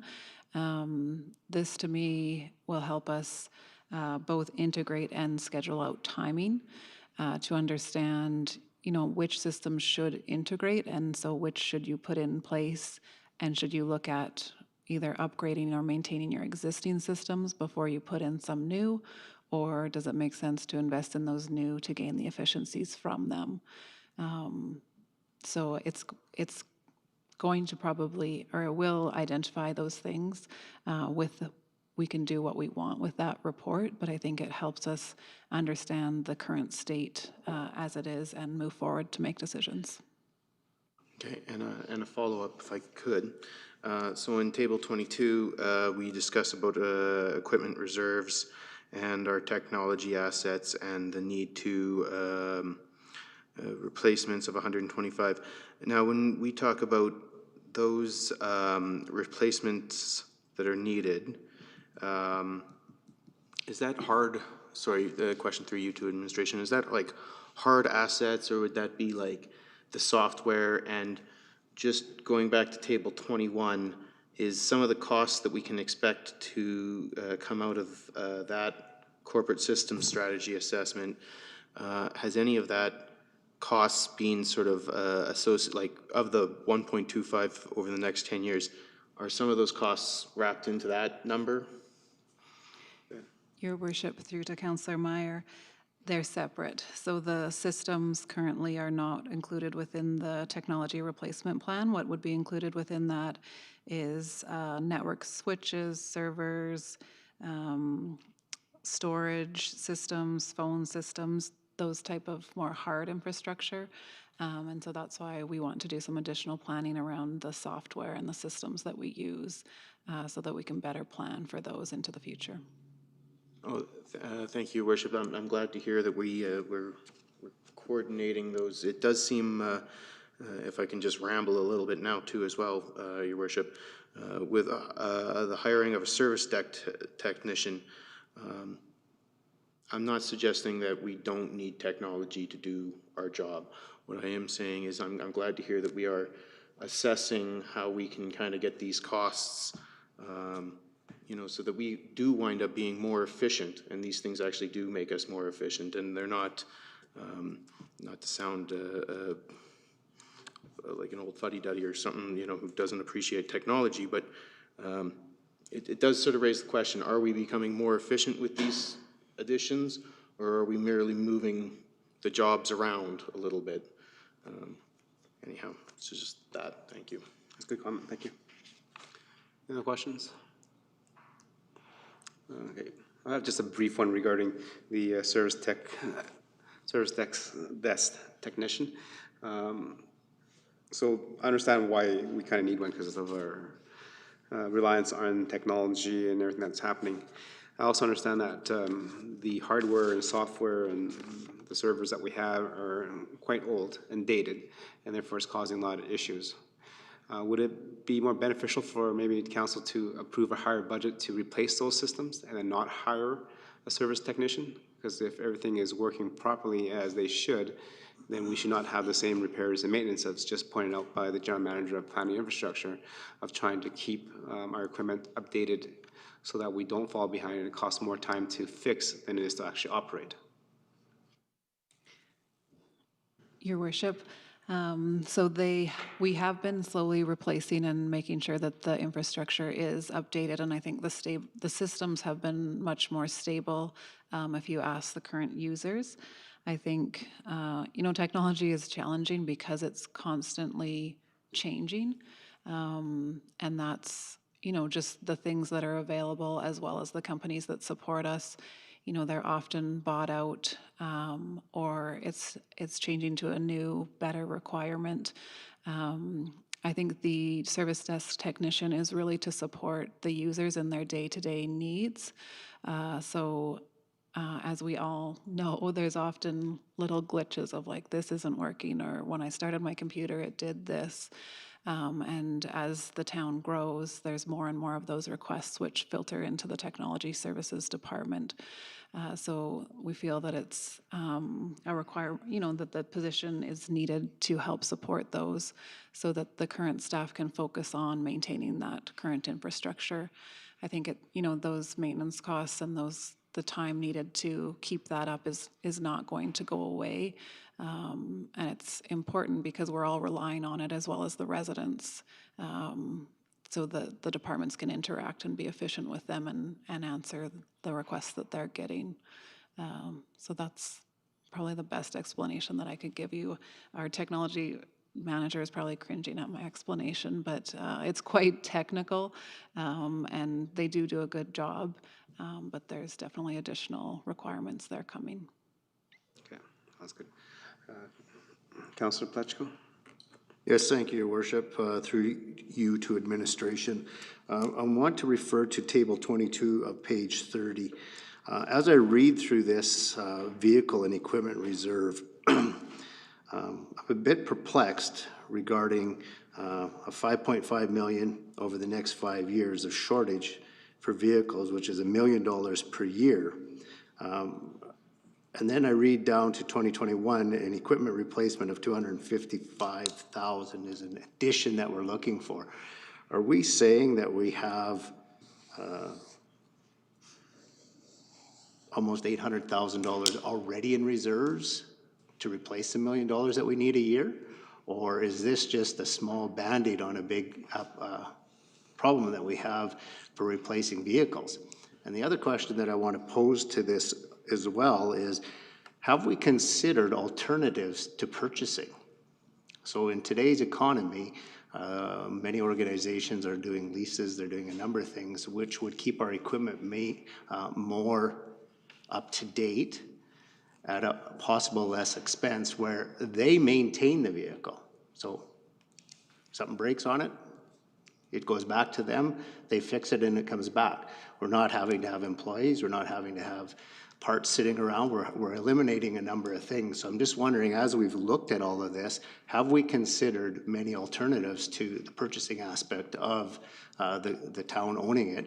And when we were considering that, did we consider the alternatives to the vehicle? So rather than a crew cab running around town with one person in it, have we considered a single passenger vehicle that might reduce the cost of that as well? Your Worship, just for clarity here, I think I'll maybe try to ask our General Manager of Corporate Services to speak to the reserve balance, the in and out or what have you, and then I believe probably the Planning and Infrastructure General Manager is best to speak to the specific questions on the vehicles and equipment. Your Worship, through to Councillor Pletchko, so the capital equipment replacement reserve has a opening balance of about $460,000, and so with the additions, it's adding about $500,000. So we are able to replace $760,000 in 2021. It is a reserve that goes negative into the future in 2022 and 2023, which essentially means that the asks from the department will need to be slowed down from what they've proposed needs to be replaced because there's not enough funding there currently. And so we realize it's a large ask for the residents and for the tax base and all those things. So that's why it was proposed this way, is, baby steps will get us there. And so that's why we've shown, a small amount each year of let's increase this so that in the future it's not a problem, that we have a sustainable method of how these are replaced. But it's a challenging one for sure. And I'll just turn it over to the GM of P&I to speak further. Thank you, Your Worship, through you to Councillor Pletchko. So I'm not aware of any leasing options that we've looked at recently. What I'd ask is if I can ask some questions tomorrow morning, and I can report back tomorrow with council if we've had any recent history with that. I do know that we do have a fairly strong grasp of our equipment needs, and working with the various suppliers and vendors in the region. So let me ask that question get some more history from the town's perspective. In my personal history involved throughout the years, these things are looked at. The leasing tends to cost more money in the long run, so it does hurt the bottom line, which is a kind of a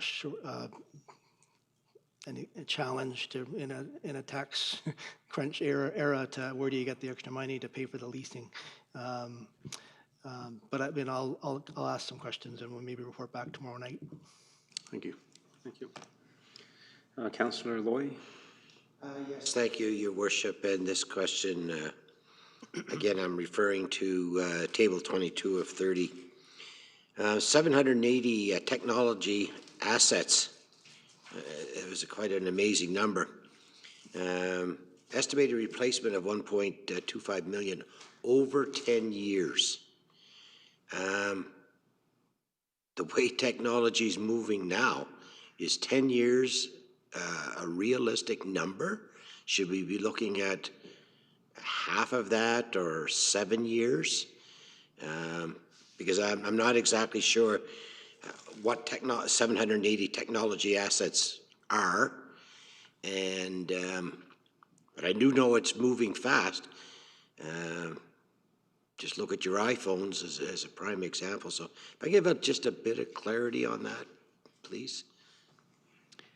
Your Worship, through to Councillor Loy. So what the Technology Services Department has done is taken, the larger core infrastructure assets and looked at, how we have replaced those in the past or what's a best practice, which tends to be around the 5 years. So we're not leading edge, we're stretching it a little bit. But we think that 5 years is reasonable for, these bigger things that are like servers, the wireless networks. I'm trying to see what else. Virtual server hosts, things like that. So more core infrastructure, which tend to have a fairly large capital requirement. And so they've, placed that over the 10 years. And we feel that with this funding to the reserve, we're able to live within that to make sure that it's replaced to support all the systems within the town. I hope that answers your question or gives further clarity. And just as an aside to that, 10 years, how much growth will this municipality have? I'm not within our own people that's going to require more. I mean, technology is a great thing, but boy, it's crazy. It is. Thank you. Any other questions for corporate services? Okay. Seeing none, let's take another 5-minute recess quickly, and then we'll come back to do the next two. Thank you.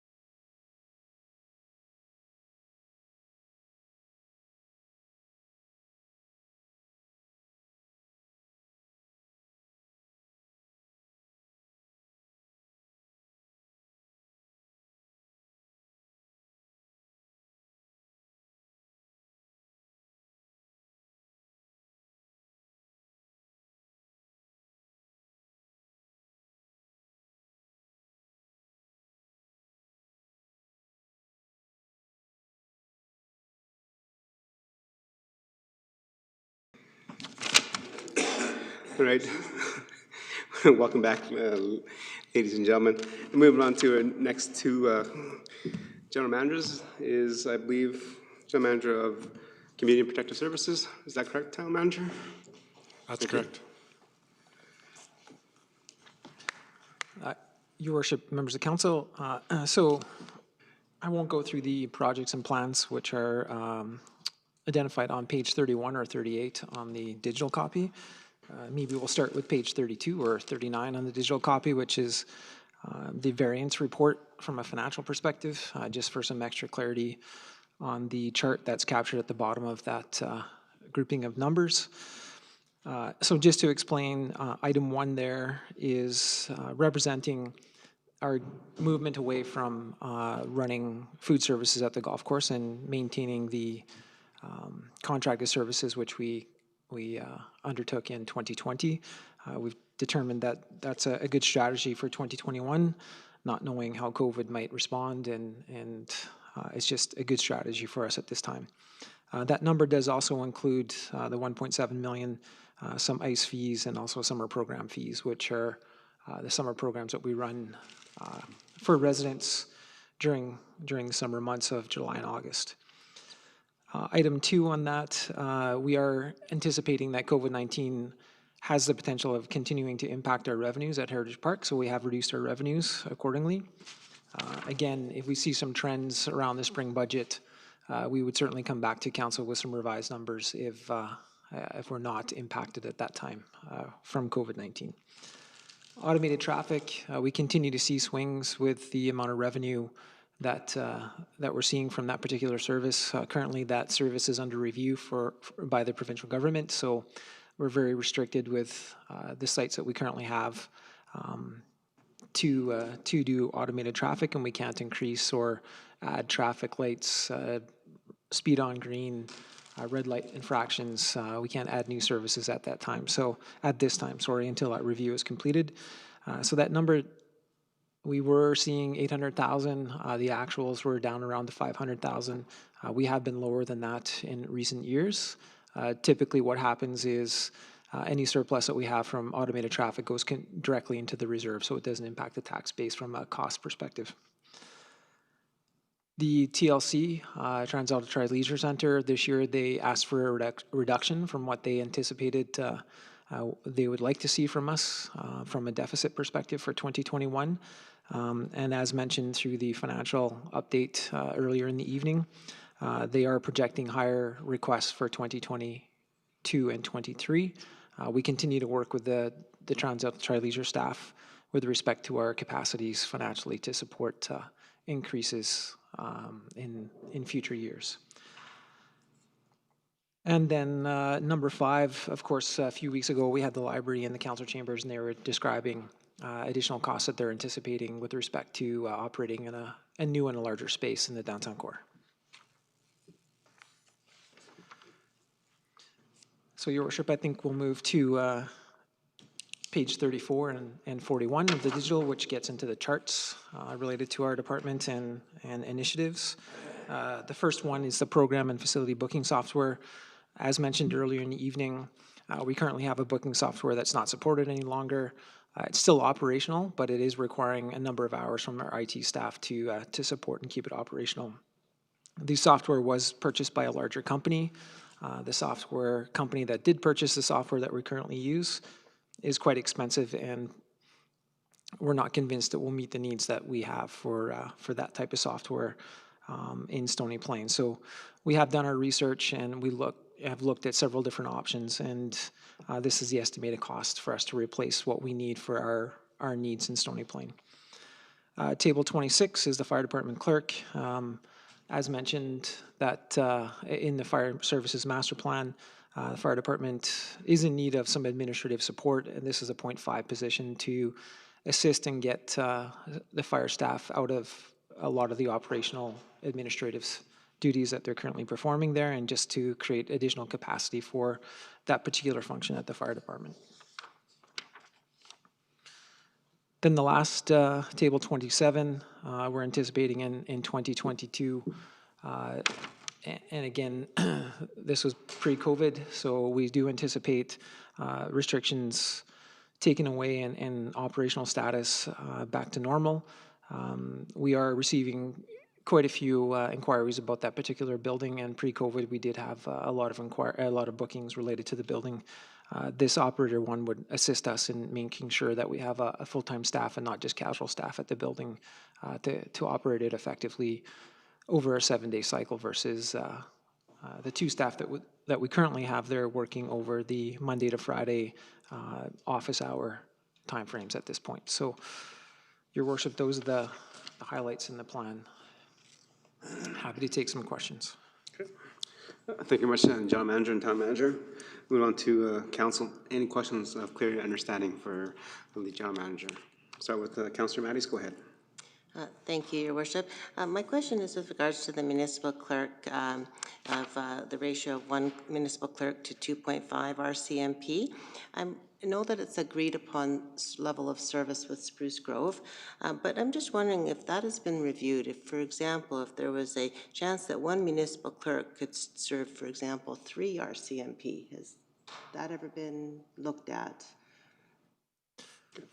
Your Worship, through to Councillor Mattis, certainly we were on the higher end of that spectrum previous to the 2.5 to 1.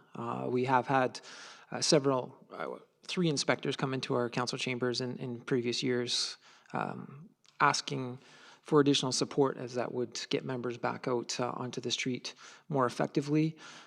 The administrative support cost is a lot cheaper than a regular member. Regular member cost is creeping into the $175,000 to $200,000 range per member. This cost is not as high, and we're hearing from the administrative staff or oversight staff over at the RCMP detachment that these individuals in these staffing positions certainly provide a great deal of value to the members and enable them to get back onto the street and enforce rather than sitting in the office and doing administrative work. Your Worship, if I can ask our General Manager maybe to speak a little bit about the agreements we have and the cost sharing and so on and so forth with the City of Spruce Grove as it relates to these positions, and maybe in particular, but also in general with our operations at the RCMP detachment. Your Worship, members of council, so just a summary, clarity, refresher on the RCMP detachment and our agreement with the City of Spruce Grove. Several years ago, we agreed to build a combined detachment with the City of Spruce Grove and ourselves. That detachment is located across the street from Walmart, the Walmart complex in the City of Spruce Grove, just off of a campsite in Jen Holloway. The building is complete. It completed about a year ago. We're still calculating estimated costs, but we're under budget between the 25 to 27 million total. The two communities have each of our policing contracts within that building. So the town of Stony Plain has a policing contract, and so does City of Spruce Grove. There's also a complement of provincial forces that would serve Parkland County out of that detachment. With an RCMP detachment in the operational, they do have federal employees on the administrative side that support RCMP members. They also have a requirement that municipalities will hire administrative support to support the members that we have in that detachment. We were in the 3.5 to 4 officers to 1 administrative employee before the City of Spruce Grove and the town of Stony Plain combined forces. Through our exercises and through our review and KPMG did a review of the numbers and other detachments, and a good average around Alberta. Some are higher, some are lower, but the average is 2.5 admin to 1 officer. So when we did enter into the agreement to do a joint detachment, we went to both councils and got authorization to maintain that 2.5 to 1 ratio, officer to municipal employee admin position.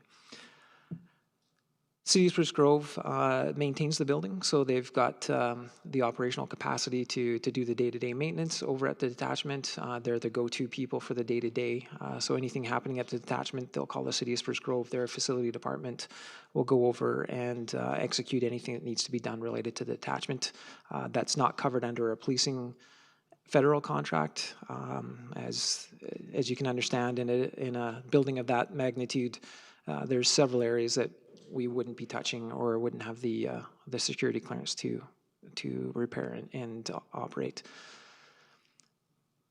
As part of the agreement, we confirmed and took the municipal employee complement on. So we added about 12 and a half employees to our overall operation a couple of years ago, mid-year.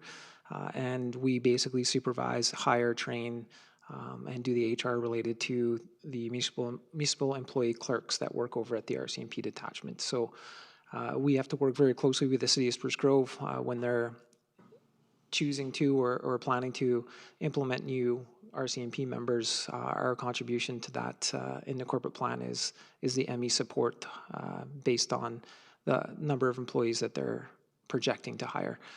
So once again, if their corporate plan, the regular members don't survive through the City of Spruce Grove corporate plan, then we would be making an adjustment on our staffing levels to accommodate the numbers that are approved in their corporate plan. Thank you. Anything else, Councilor Matthews? Yes, I have one additional question with regards to the Sequoia Exchange. I feel like we're maybe losing the connection that we had. We've been able to, or not been able to, have that exchange last year and then this year. And I'm wondering, are you looking at any other options, for example, some virtual way that we could maintain a connection or something else? Your worship, through to Councillor Matthews, absolutely. Our staff are in very timely contact with our sister community, Shikawi. We've got several message forms and formats that we're using to communicate quite regularly with staff over there. We are working on and undertaking a video project where we'll send a special message back to them, and they'll do the same to us. So our staff together in Shikawi and the town of Stony Plain are working on a good video message that we can send back to each, as it is a milestone year for us and is also for them their 100th anniversary. So we still wanted to respect and honor both of the accomplishments that each of our communities have gained through that relationship. Unfortunately, we can't do that in person. We're hoping in 2021 the opportunity exists for an in-person celebration, and we'll see if that can happen. But for sure, we are doing virtual, and we can continue to communicate more regularly than we probably would during a normal year, simply because we're not seeing each other physically. Thank you. Thank you. Councillor Bennett? Thank you, Mr. Mayor. I have a few questions for our Community and Protective Services General Manager. First of all, when we talked about the booking software, I'm wondering if strategically we're looking at including software that could connect all of our booking for all of our facilities and parks areas and that kind of thing. Your worship, through to Councillor Bennett, our current software is the type of software that does complete those tasks, and the new one will replace that. So the software will book rooms, it'll book fields, it'll book people into programs that we might be offering. As an example, the dance that we have over at the community center, or the summer programs that we bring students in throughout the summer months, or booking an hour of ice over at Glen Hall Arena. So it'll be very wide and capture a lot and provide us a lot of detail on who's renting, what the usage is over at all of our facilities, so we can have some decent reporting coming back to us also with respect to that. Thank you. Does that also include the school booking? Your worship, through to Councillor Bennett, yes, sorry, that does include joint use. That would be captured within that. That would be very similar to a sheet of ice being booked. It's just a gymnasium versus an ice surface. Perfect, thank you. My next question, and Mr. Mayor, I'm not sure if that's covered, if I should ask this question now or later, because it's referring to page 61 or 68, which is our chart of organizations that we support. Do you want that question now, Mr. Mayor, or should I wait till we get to that part? All right, so that's our grants and fiscal plan. Should we wait till tomorrow? Or Okay. actually, this is more or less for corporate services, is that correct? So why don't you just ask that, because they were presented a while ago. So, Actually, Mr. Mayor, my question has more to do with our community and policing. I'll just ask the question and Go ahead. see where it fits in. So on that chart, I haven't seen much of a change in the last few years because we just continue to fund the same organizations. But I'm requiring an update to the drug strategy team. I believe when we first initiated that, we were partnered with Parkland School Division and a few other groups. So I'm wondering if that's still the case. I noticed that it's not a big amount of money. I think it's about $8,000. So I'm just wondering, are we still having the partnerships?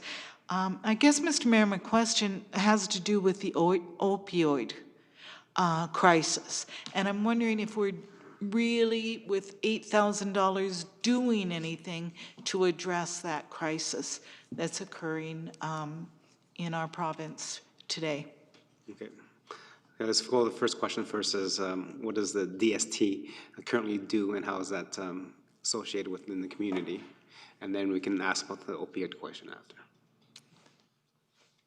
Your worship, through to Councillor Bennett, I'd have to go back and get some information for you related to that. I do know that with the user groups that are, or sorry, the grant groups that are listed on that, we went to agreements with them so that they had some reporting back to our administrative staff so that we were well aware that the money was being used for the intended purpose. Yes, some years ago that was Parkland County and a combination of, or sorry, Parkland School Division and a combination of groups together to tackle that particular initiative. I do believe that moved over to the youth center, and there was a great deal more energy and focus being provided through that avenue. There was some opioid sessions provided a year or so ago in the community that I believe the drug strategy team was part of and partnered with, but would have to go back and get details and provide you an update on their particular activities related to what we received based on the agreement. Thank you. That would help. And then my third question, Mr. Mayor, has to do with the policing and public safety reserve. I'm wondering how much is in there. And I believe, Mr. Mayor, last year we had a motion that part of the debenture for the RCMP building itself was coming from that reserve. And I'm wondering if that's something that's been looked at and if we could consider that for this year also. Thank you. I think it was on page 78, where it has all the reserve listed. Your worship, I can just ask our general manager of corporate services to maybe provide a brief sort of overview or background on that reserve and a question from Councillor Bennett. Your worship, through to Councillor Bennett, that is correct. We have funded some of the RCMP debenture in the past from the Policing and Public Safety Reserve. The opening balance at the end, our projection at the end of 2020 is that it will be at about 190,000. And there were some asks within the plan for 2021, bringing the projected ending balance down to 44,000 at the end of 2021. So while It has been funded from there in the past. There just weren't sufficient dollars remaining within the reserve to fund any of the debenture for ongoing. And I think that answers your question, but I can answer. Sorry, the other thing that I did want to add is the fines revenue, has come down. So our contributions to that reserve, which is funded by the fines, has been coming down. And so that was trued up to actuals based on the projections, which has impacted this reserve as well. Thank you, Thank you very much. Mr. Mayor, just refresh my memory, did the percentages of what goes to the province change in the last couple of years? Yeah, so I think they do shift on a regular basis. It's based on what the province requests for their share. But also we have you seen in the corporate plan, that we're actually having a lot less speeders in our community. So therefore, the fine revenue is down from what it used to be. So therefore, the money transferred to the police and public safety reserve, what we used to offset one-offs, are not there at this point in time. So I think some people would say that that automated traffic enforcement does not work, but it is shown that it works in our communities because we use it in certain areas that are not just to generate revenue. And that's why our revenue continues to go down as drivers in our community get better at driving and not speeding through our community. Thank you, Mr. Mayor. Yes, and I think in the financial plan, fiscal plan, there was it was mentioned that $400 and some thousand is coming to the tax base that was funded from the Police and Public Safety Reserve for the RCMP, which administrative staff said that is where it needs to be. Ongoing operating capital should come from the tax base and not reserves. Any other questions? Councillor Laurie, Deputy Mayor, go ahead. Thank you, Your Worship, and through you. Page 32 in our printed package, so 39 in the digital. We've spoken a little bit about fine revenue and the significant decrease we've seen, but I'm just curious, out of the proposed budget amount, if the general manager would be able to answer approximately what percentage of the proposed budget does come from automated enforcement and what percentage is through other fines, such as through our peace officers.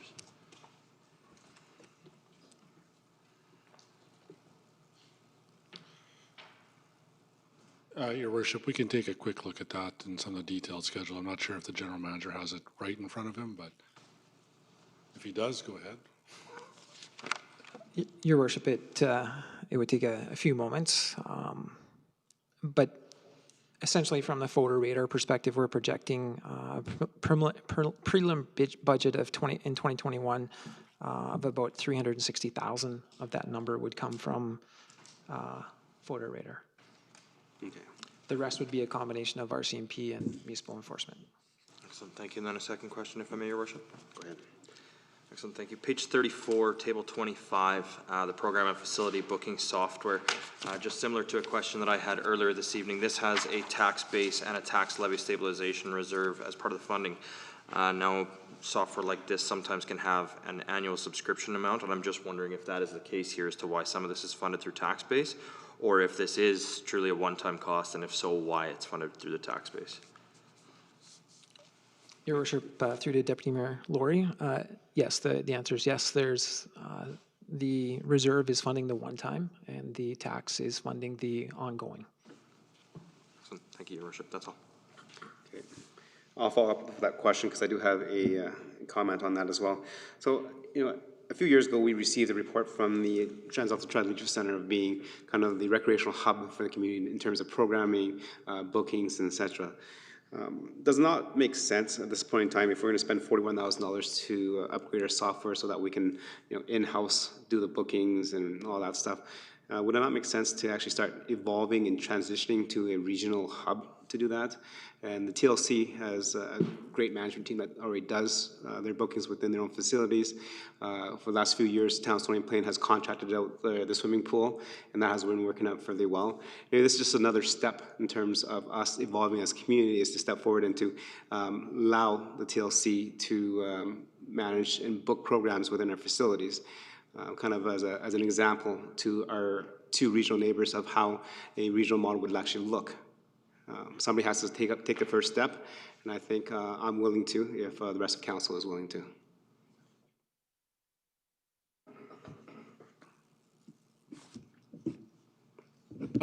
Your worship, or, sorry, I think the general manager was going to provide a comment.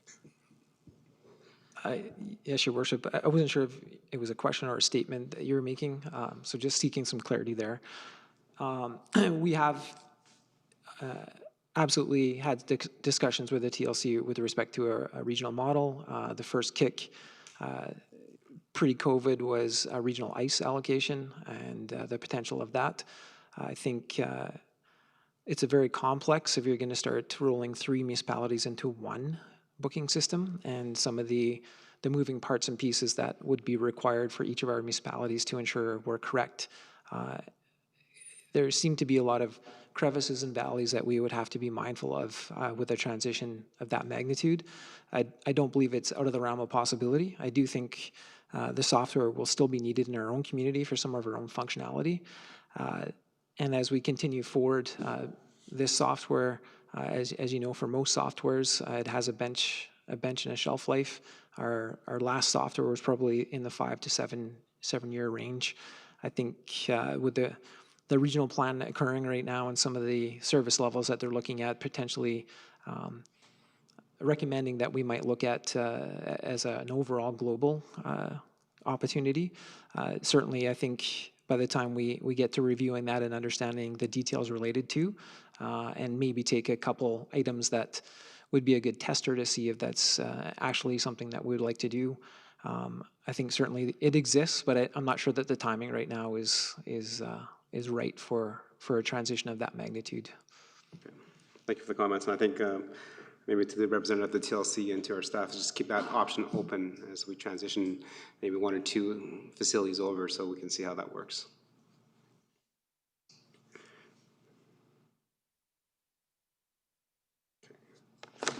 Any other questions? Okay, I have another one here. Then going back to the fire services here, I noticed that with a proposed 0.5 for staffing for an admin assistant to help do some of the administrative work and the data entry, that gives us, and not losing a deputy. I thought we were going to transition from a deputy over, but now to have a lieutenant. So that means we'll have a fire chief, a deputy, a lieutenant, and then 4 full-time firefighters on shift. Your worship, correct. Okay, so that leaves 7 members. So my question is, do we need all 7 members to respond to a call? What is the average for a call? Like, do we need 7? Do we need 16? Do we need 3? Do we, like, I don't know this stuff. Okay, your worship, the number of members that would respond to a call would depend on the call and the complexity of the call. If you've got a house fire, typically more resources would go than an alarm call or a medical call. Do all members from the fire station respond every time? As the master plan indicated, often you've got the fire chief or the deputy chief commanding the vehicle, the responding vehicle, and that the recommendation was we should consider a lieutenant position that could take over that role and responsibility, which allows the deputy and the fire chief to be working at a higher level. Or often the fire chief or deputy chief would be there as a site or scene commander. You certainly need a captain, would be the title. During a daytime call, if a captain didn't show up, then a deputy chief or fire chief would have to stand in for that position. If the lieutenant position is there, then you certainly got that operational oversight for the truck that's responding to whatever the response level is required for the type of call that's coming into the fire department. I can only tell you from my own experience that, yeah, often one truck sometimes for an MVC is enough, sometimes depending on where it is, how many lanes of traffic, the type of risk that might be there for the guys. You might send 2 or 3 trucks, or you might send a light pickup truck versus a larger piece of equipment. So it really depends on the call, Your Worship. Okay. Thank you. Councilor Lori, Deputy Mayor, go ahead. Thank you, Your Worship. Through you to administration. Just actually to follow up on what you asked there, I was reviewing the fire service master plan and the comparative communities that it's stated, and it showed Stony Plain was currently staffing 7 FTE positions, and we're now looking to move to 7.5 FTE positions. The comparative communities that it had on page 83 of the fire service master plan showed Beaumont staffing 5 FTEs, Camrose staffing 4 FTEs, Sylvan Lake staffing 2.5 FTEs, and Brooks staffing 2 FTEs. I'm just wondering, when we're looking comparisons, is there a specific reason as to why Stony Plain would have such a higher level of staffing than the comparative communities that were used in the fire service master plan? Your Worship, through to Councillor Laurie, not having the consultants here to ask their recommendations, it's a good question. My belief would be they did enough comparison to the services provided in each of those comparative communities to justify the recommendations that they put in the plan, knowing our staffing levels, knowing our operations, knowing our response, the size of our response community, our mutual aid, and the additional programs, fire prevention, those types of programs that we offer at this particular fire service. I believe their recommendations were considered and put into the report based on an accumulation of information that they brought forward. So when they completed their work, the plan also showed that not many fire departments had 2 deputy fire chiefs, which is the reason why instead of adding a lieutenant and adding a 0.5 and maintaining the 2 deputy fire chiefs, we made the decision to move to 1 deputy fire chief and staff the lieutenant position with the savings or the wages that had been identified or allocated to that particular position, and also partially fund the administrative position. Okay. And I'll just follow up on that question then too, because that just brings something to my mind as the Deputy Mayor is mentioning some of the municipalities that were listed through the study as comparators. Could one of the reasons why that we have 7 recommended in the fire master plan is because we provide fire service coverage for Division 3 of Parkland County versus most of these other comparators such as Beaumont, Camrose, Sylvan Lake, Brooks, and even City of Spruce Grove. They don't have any contractual obligations to cover any of the rural counterparts.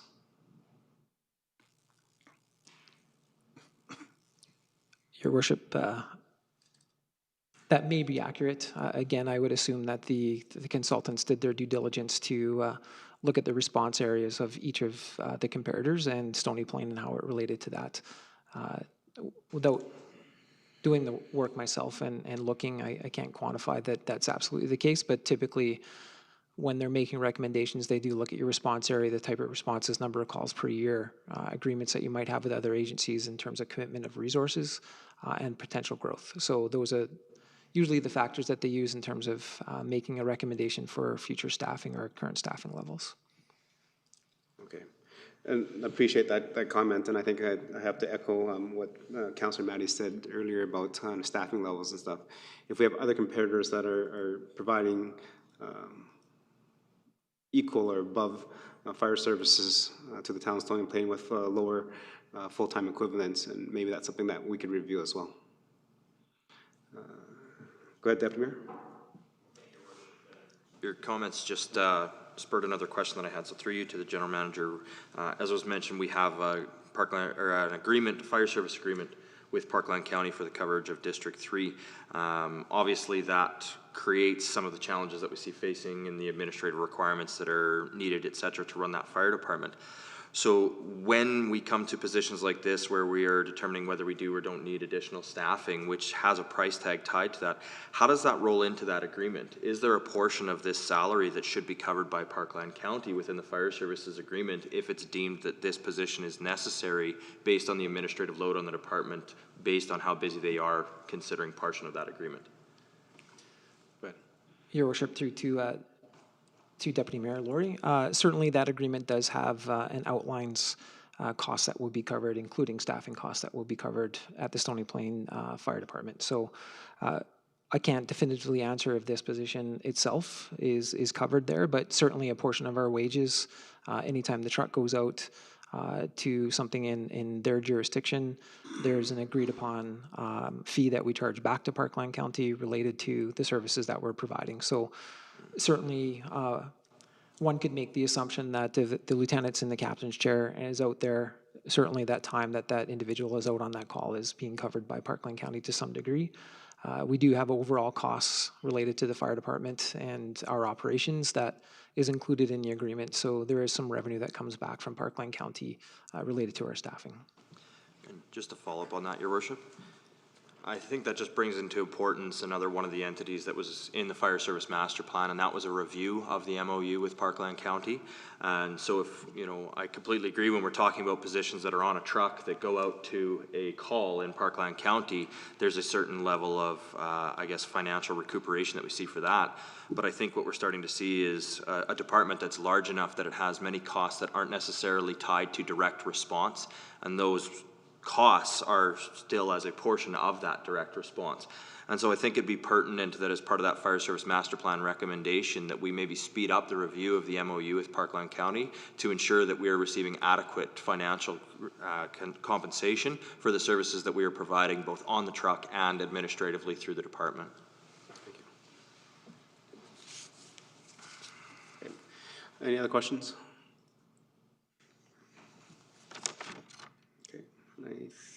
That's all I had to do. So, okay, thank you very much. Moving on to our next department, which is planning infrastructure.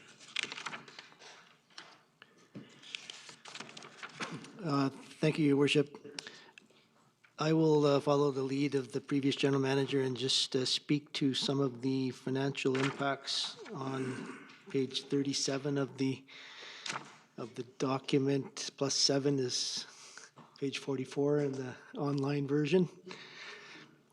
There's a few points I could make at this time. In general, I think a lot of them are self-explanatory, but I wanted to make sure that you know, I'm looking at the numbers 1 through 7 increase between 2020 and 2021.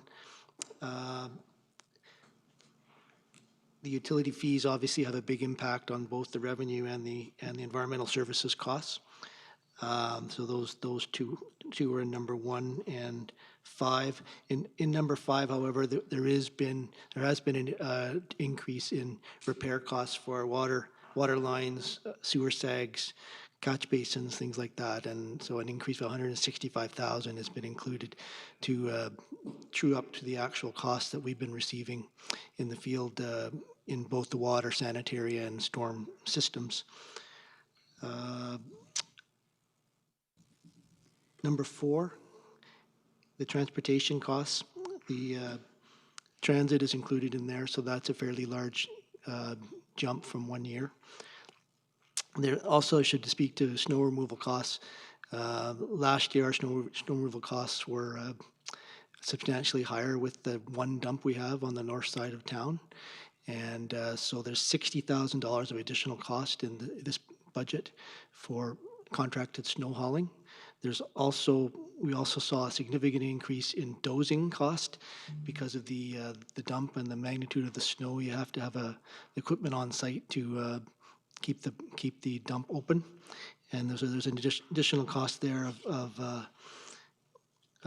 60,000 as well. So the one number was 40, the other one was 60, for a total of $100,000 for snow service in the community. That's the one big increase.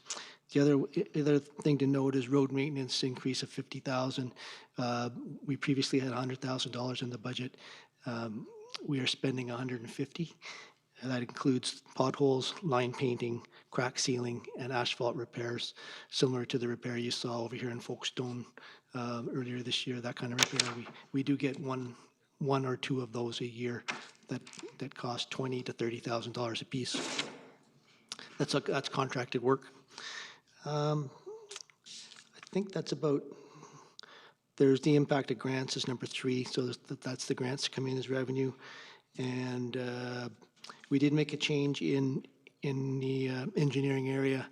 We were doing quite a bit of utility engineering work, and the taxpayers were paying for that. So we made a switch, and now the the utility funds will pay for the engineering work for utilities. And so there is a plus and a minus in the engineering side and the environmental side, so that the engineering for utility type things would be funded by the appropriate manner. I do have 11 tables. I apologize for the number of tables. Maybe if I spend I'll try to go through them fairly quickly. I believe council is fairly aware of most of them. Yes, and please don't apologize. That means you're doing the most work. I appreciate the compliment. However, the other side of that is they do cost money, these tables, and that's an important consideration that we all recognize. Crosswalk improvements is a smaller project. That came in front of council last year, and there were two of the beacon-style lights that were proposed. So we have a small initiative in there funded by the reserve, as you see. There's been some discussion about obsolete equipment around town, so we'll have a holistic look at crossings, including some of the ones on Golf Course Road to see what we might recommend as we move forward, in addition to the ones that were recommended earlier. Central Trunk, this has been a big project. As council is well aware, 2021 is a condition assessment. It is a rather large number. It is a rather complicated and expensive feat to camera that existing line, so we feel that we should camera the line, do an assessment on the current line to understand its current condition and state before we design the super pipe beside it. So the money next year is to complete that assessment, which will set us in good with the right information we need with which to make a recommendation for the design and construction to follow. It is a large project and debenture funded. Umbuck Stormwater Facility Design and Construction. This is the one of the largest costs in the projects in the corporate plan. So I can tell you that the council approved a preliminary engineering, which is underway as we speak. We've been meeting with the contractor over the last few months. They've done some geotechnical work, and it is looking favorable that we feel we have a positive development on this project and that the costs will come down. The challenge I have right now is I don't have a number to give you that's less than the number you see in front of you. This number is based on the previous work that was done, and since that time we've hired SNC Lavalin, and they've done some good work on what they call deep soil mixing and soil stabilization, and they've got a concept which we think is fairly optimistic. We're doing it quite well, and so by the end of December, we'll have an idea on this one. This is a fairly large debenture, which the design next year, which is funded, and then the debenture to follow the year after. We are on track to meet that project, and we'll update council early in January on the results that we've come up with. Public Works Facility Design and Construction. The design is funded. The building and the annex, which were discussed in council just recently here in September, are unfunded, and that remains for council consideration. Old Town Community Plan, this is a 2022 initiative. Urban design guidelines, etc. So I don't think I'll speak too much to that one tonight. Planning and Development Online Permitting, that's another 2022 one. This would follow the corporate strategy, IT strategy. So one of the things we want to do is to build into that strategy some of the needs we may have and opportunities we may have, and this is one of those in the future year. Active Transportation Strategy, this is one that was delayed. Council may remember the initiative came in front of council some time ago, and it was basically almost $800,000 of new trails and sidewalks in town. We do have a plan. We do have a sequencing. Funding is a challenge on this one. It is currently unfunded, and we took the plan and stretched it over 7 or 8 years in order to make it more palatable, do it in smaller segments. So that remains unfunded at this time. The asset management specialist is something in year 3 of the corporate plan and would work on council's strategic initiative asset management. Water and sanitary master plan implementation. This is another one which we've stretched out. There's a common theme here. We've stretched things and moved things in the plan in order because of funding constraints and challenges. This is the master plan did recommend $7 million worth of water improvements, and with the low growth, et cetera, we've pushed some of them off and are planning for them in the last half of the corporate plan or last half of the 10-year capital plan. Flood mitigation strategy implementation. As council is probably aware, we've done some recent work. We are doing some manhole sealing, which is going to start here in November, and the creek has been dredged. Manhole sealing is included in the plan, additional manhole sealing. So we, council did approve some money which has been allocated to the project. It was recommended to do this in phases and to complete more work. So we have included manhole sealing in 2022 to 2023 at a cost of $400,000. The other priorities in the flood mitigation plan have been delayed or I guess timed in the future based on available funding. Whispering Waters Creek Upstream Project, which is a $2 million project. We have included the design in 2022 with the construction to follow in 2027. The reason for the 5-year delay is to allow funds to go into reserves to pay for the $2 million project instead of having another debenture. The thought with the 2022 design would be if we got the design done, then if any grants became available, we have a shovel-ready project. The province did recently announce the more funding into the community resilience fund, so we will be looking into that. And the additional flood mitigation projects are further off into the plan in the years 10 through 20. Snow storage site design is a project in 2023 and 2024. We continue to look at options regionally and otherwise for that one. And that concludes my 11 tables.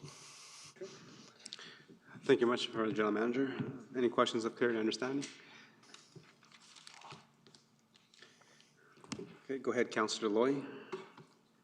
Yes, thank you, Your Worship, and through you to the General Manager. I refer to Table 32 of page 40, the Public Works Facility Design and Construction. I believe several meetings ago there was a talk, Mr. Mayor, and it was your comment that if we gave Public Works things like $1 million, what could be done with that $1 million? I don't see anything here that's referring to that $1 million. Was that just a question then that you posed, or was there a serious thought about that to delay, if I can use that, because you have 21 to 23 is your start date. I'll leave the question at that, Your Worship. Yes. Your Worship, I can provide a bit of comment on that, and then certainly if the General Manager wishes to comment further, I would invite him to do so.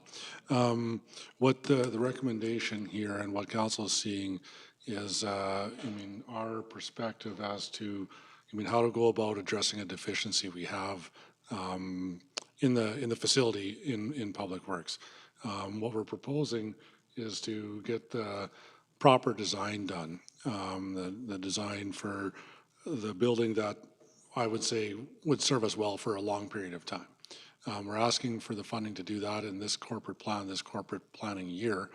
And down the road or the following year, should Council see fit to fund the capital build or see fit to delay that capital build, we do feel like we would have the right design, the right project ready to go. That's the basic rationale, Your Worship, through to Councillor Loy. I do understand that there was some question put about, you know, what would be done with this amount of money, you know, in that setting. Respectfully, Worship and Your Worship and to the rest of the council, I think it's the understanding and consideration of administration that we would prefer to see the design done and then, you know, take it from there and see where we go. Maybe say a few more words. It's, I think, clear to most that we need a new facility in Public Works. Do we need it tomorrow? Do we need it in 4 years? Do we need it in 7? You know, I mean, those are questions that we tried to answer and that we try to continue on with looking at. But when asked specifically, what do we think is the best thing to do with that site, with that project, it's to get the design work done now. And any decisions on full capital funding, I mean, can come later, would come later. But we believe that design's important. Pardon me, a follow-up here. Thank you, Mr. Golden, on that. I have no problems with the funding of it to get the design and get things ready. We know where we're going to go. But I do go back to the thing that the mayor said at this particular meeting. Is there any contemplation then of saying, okay, if the funding is not there, then we would be looking at something within $1 million or approximately $1 million that would meet some, not all the needs of the Public Works, but could be a stopgap thing that could be good for 4 or 5 years? I think that is my question, Your Worship. Is it being contemplated? That's what I'm thinking. Your Worship, I'll ask the General Manager to provide further comment to that. Your Worship, through you to Councillor Loy. So at this time, we're not contemplating any of the other options that may be available to the town, and I think the town manager expressed the design as the highest priority at this time, and we will base other plans on what happens in the corporate plan here, and if council sees fit to follow the recommendation, then we will, I guess we will have to adjust if necessary down the road. Thank you. That's right.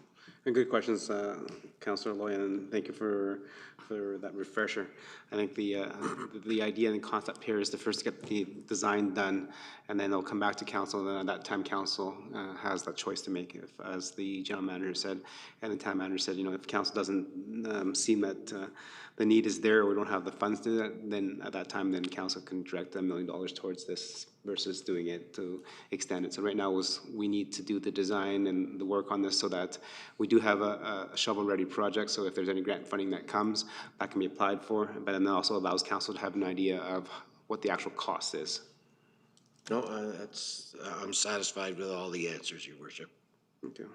May I just ask a question regarding that as well, because under funding sources it says grant and unfunded. So does the administration know how much we're going to get for a grant to do the initial design and costing? Your Worship, I'll maybe have our General Manager of Corporate Services or Finance side speak to the funding mechanisms there. Your Worship, the design of $350,000 has been funded in 2021 from the federal gas tax grant that comes from the feds.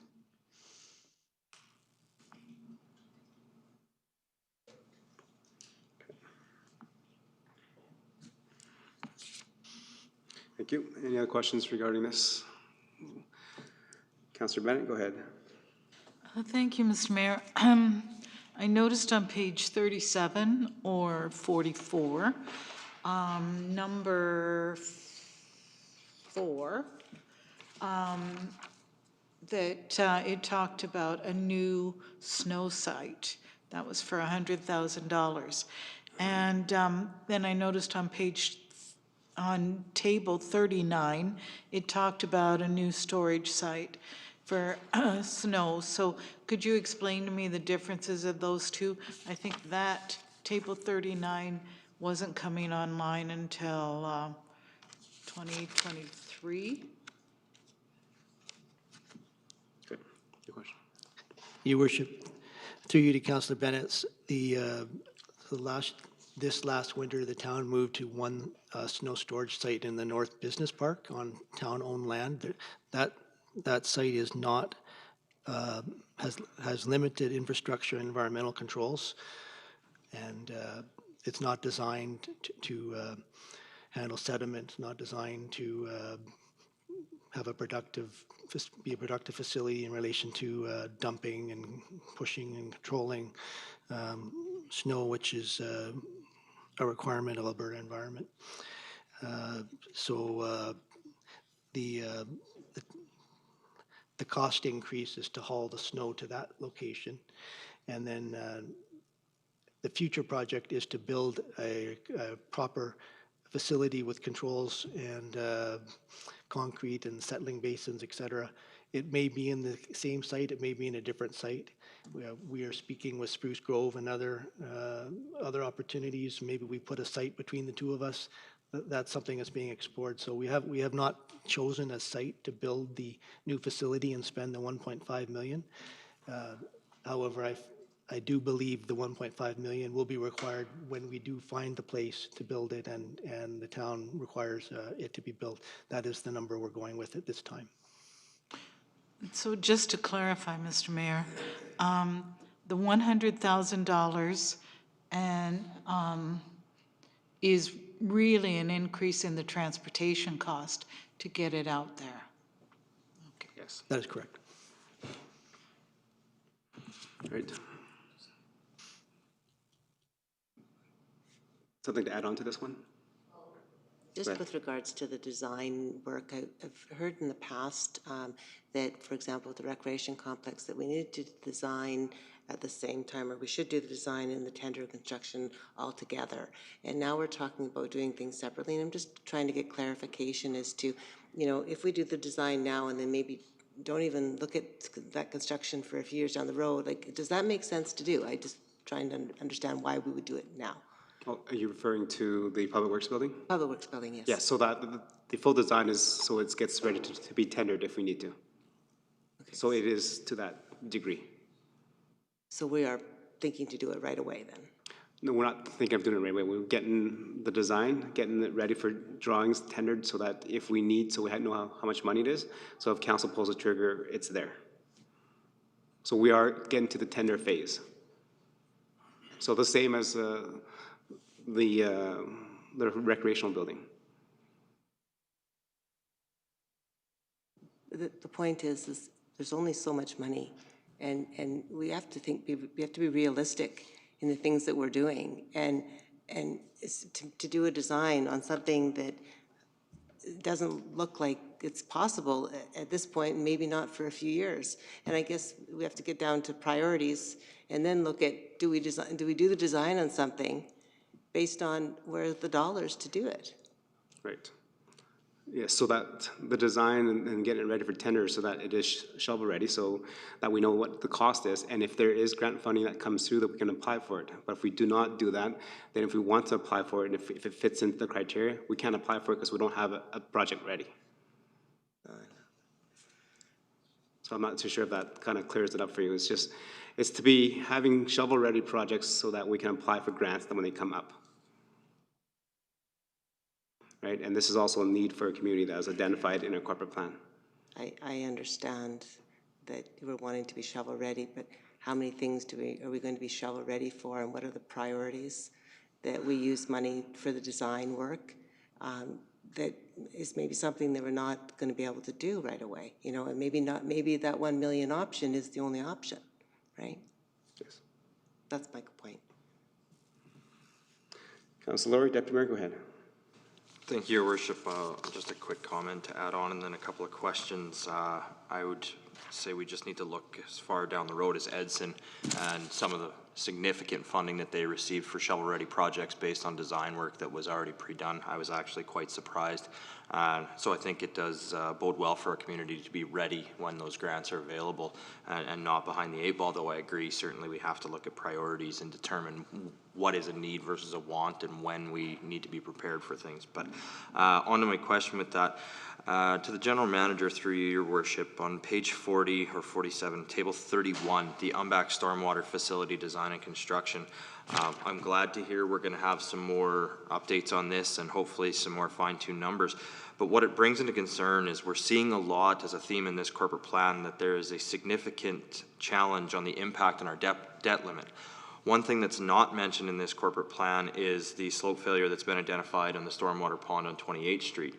And looking at the significant cost on this stormwater facility leaves me very leery about what potentially we could be looking at 28th Street and what that impact might look like on our debt limit. So I'm wondering if we have an update on when we might see some other data on the 28th Street storm pond and how that might impact this corporate plan or some of the initiatives in this corporate plan moving forward. Go ahead. Thank you, Your Worship. Through you to Deputy Mayor Laurie. Yeah, the 28th Street pond information is being assembled currently. It will be available by the end of December as well as the other report. And so we were reluctant to speculate on the solution, the cost of that solution at this time, and so we would propose to finish this work and then bring it through the corporate plan process in the future, whether that be in the 2022 corporate plan or not. I guess we'd have to evaluate the risk and the solution and the costs, et cetera. So we will have that information in early January, and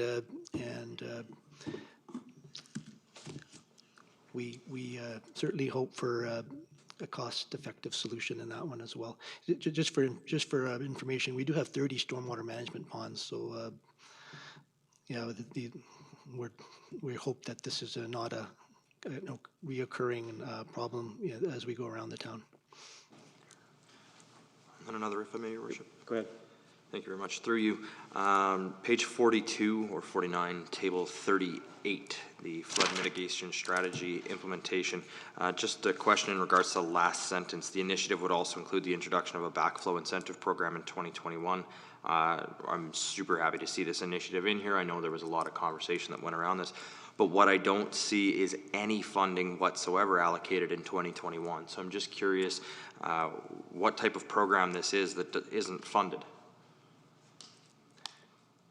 Your Worship, through you to the Deputy Mayor, the backflow preventive program is a smaller grant incentive type program that would be administered in the utility budget. So it's included in the budget already. Excellent. That's great to hear. Thank you very much.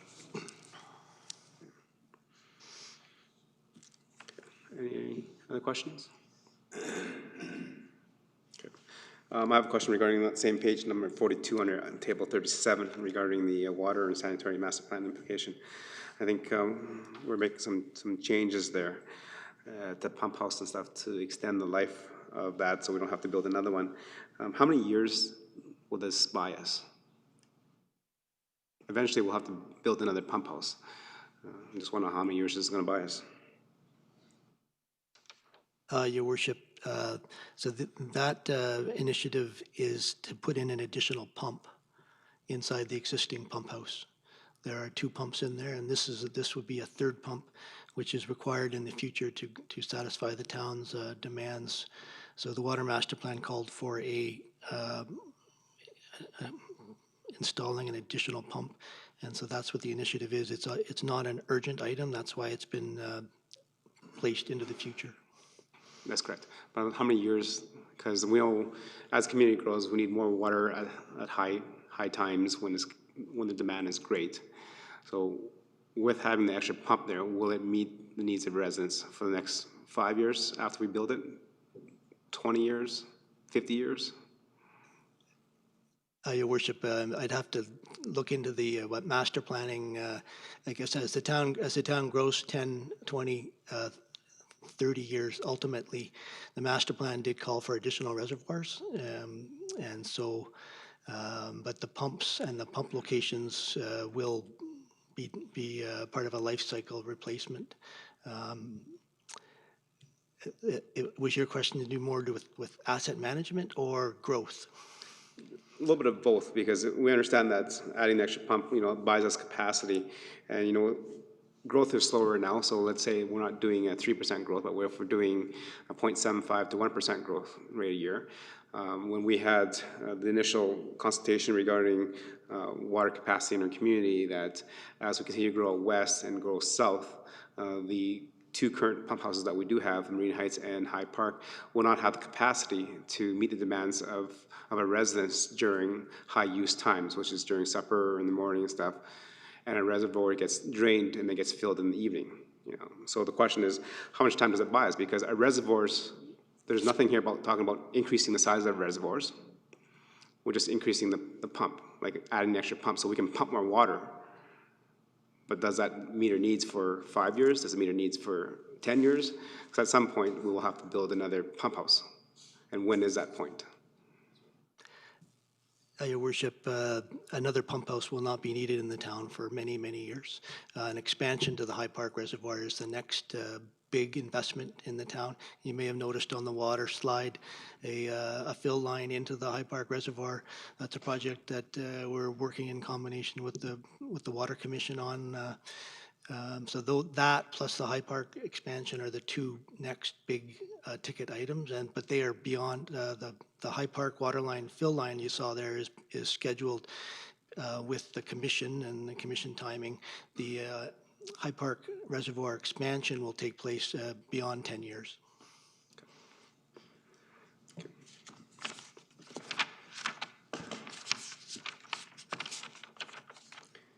Anybody else have any questions? Okay.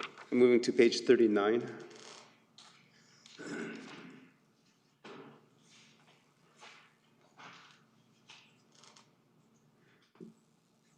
Looking at initiative number 29 for the crosswalk improvements. If this is left in the corporate plan and is approved, when can council expect this to be completed in 2021?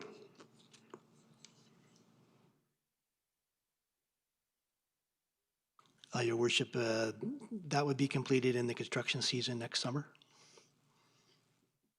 So third quarter? Do you want me to give you a month or a day? I'm wondering, when we had this report on crosswalk improvements and safety for our community, is there no way that we can have this done in the first quarter or even the second quarter? Like Q3. Q3. Yep. That gives us to the end of September. Okay. It's a summer project. It's not a problem in the summer, okay. Your Worship.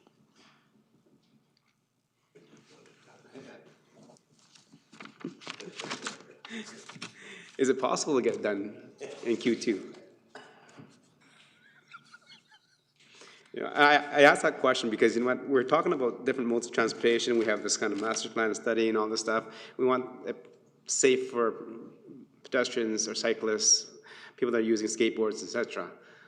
And for this, as a crosswalk improvement, which is not installed by our staff, it'll probably be tendered out and contracted out, etc.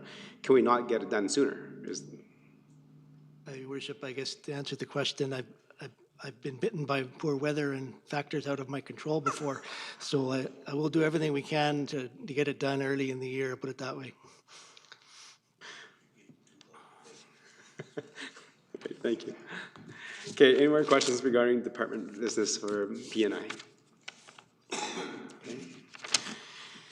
Seeing none, General Manager, any of you General Managers or the Town Manager, anything else to say?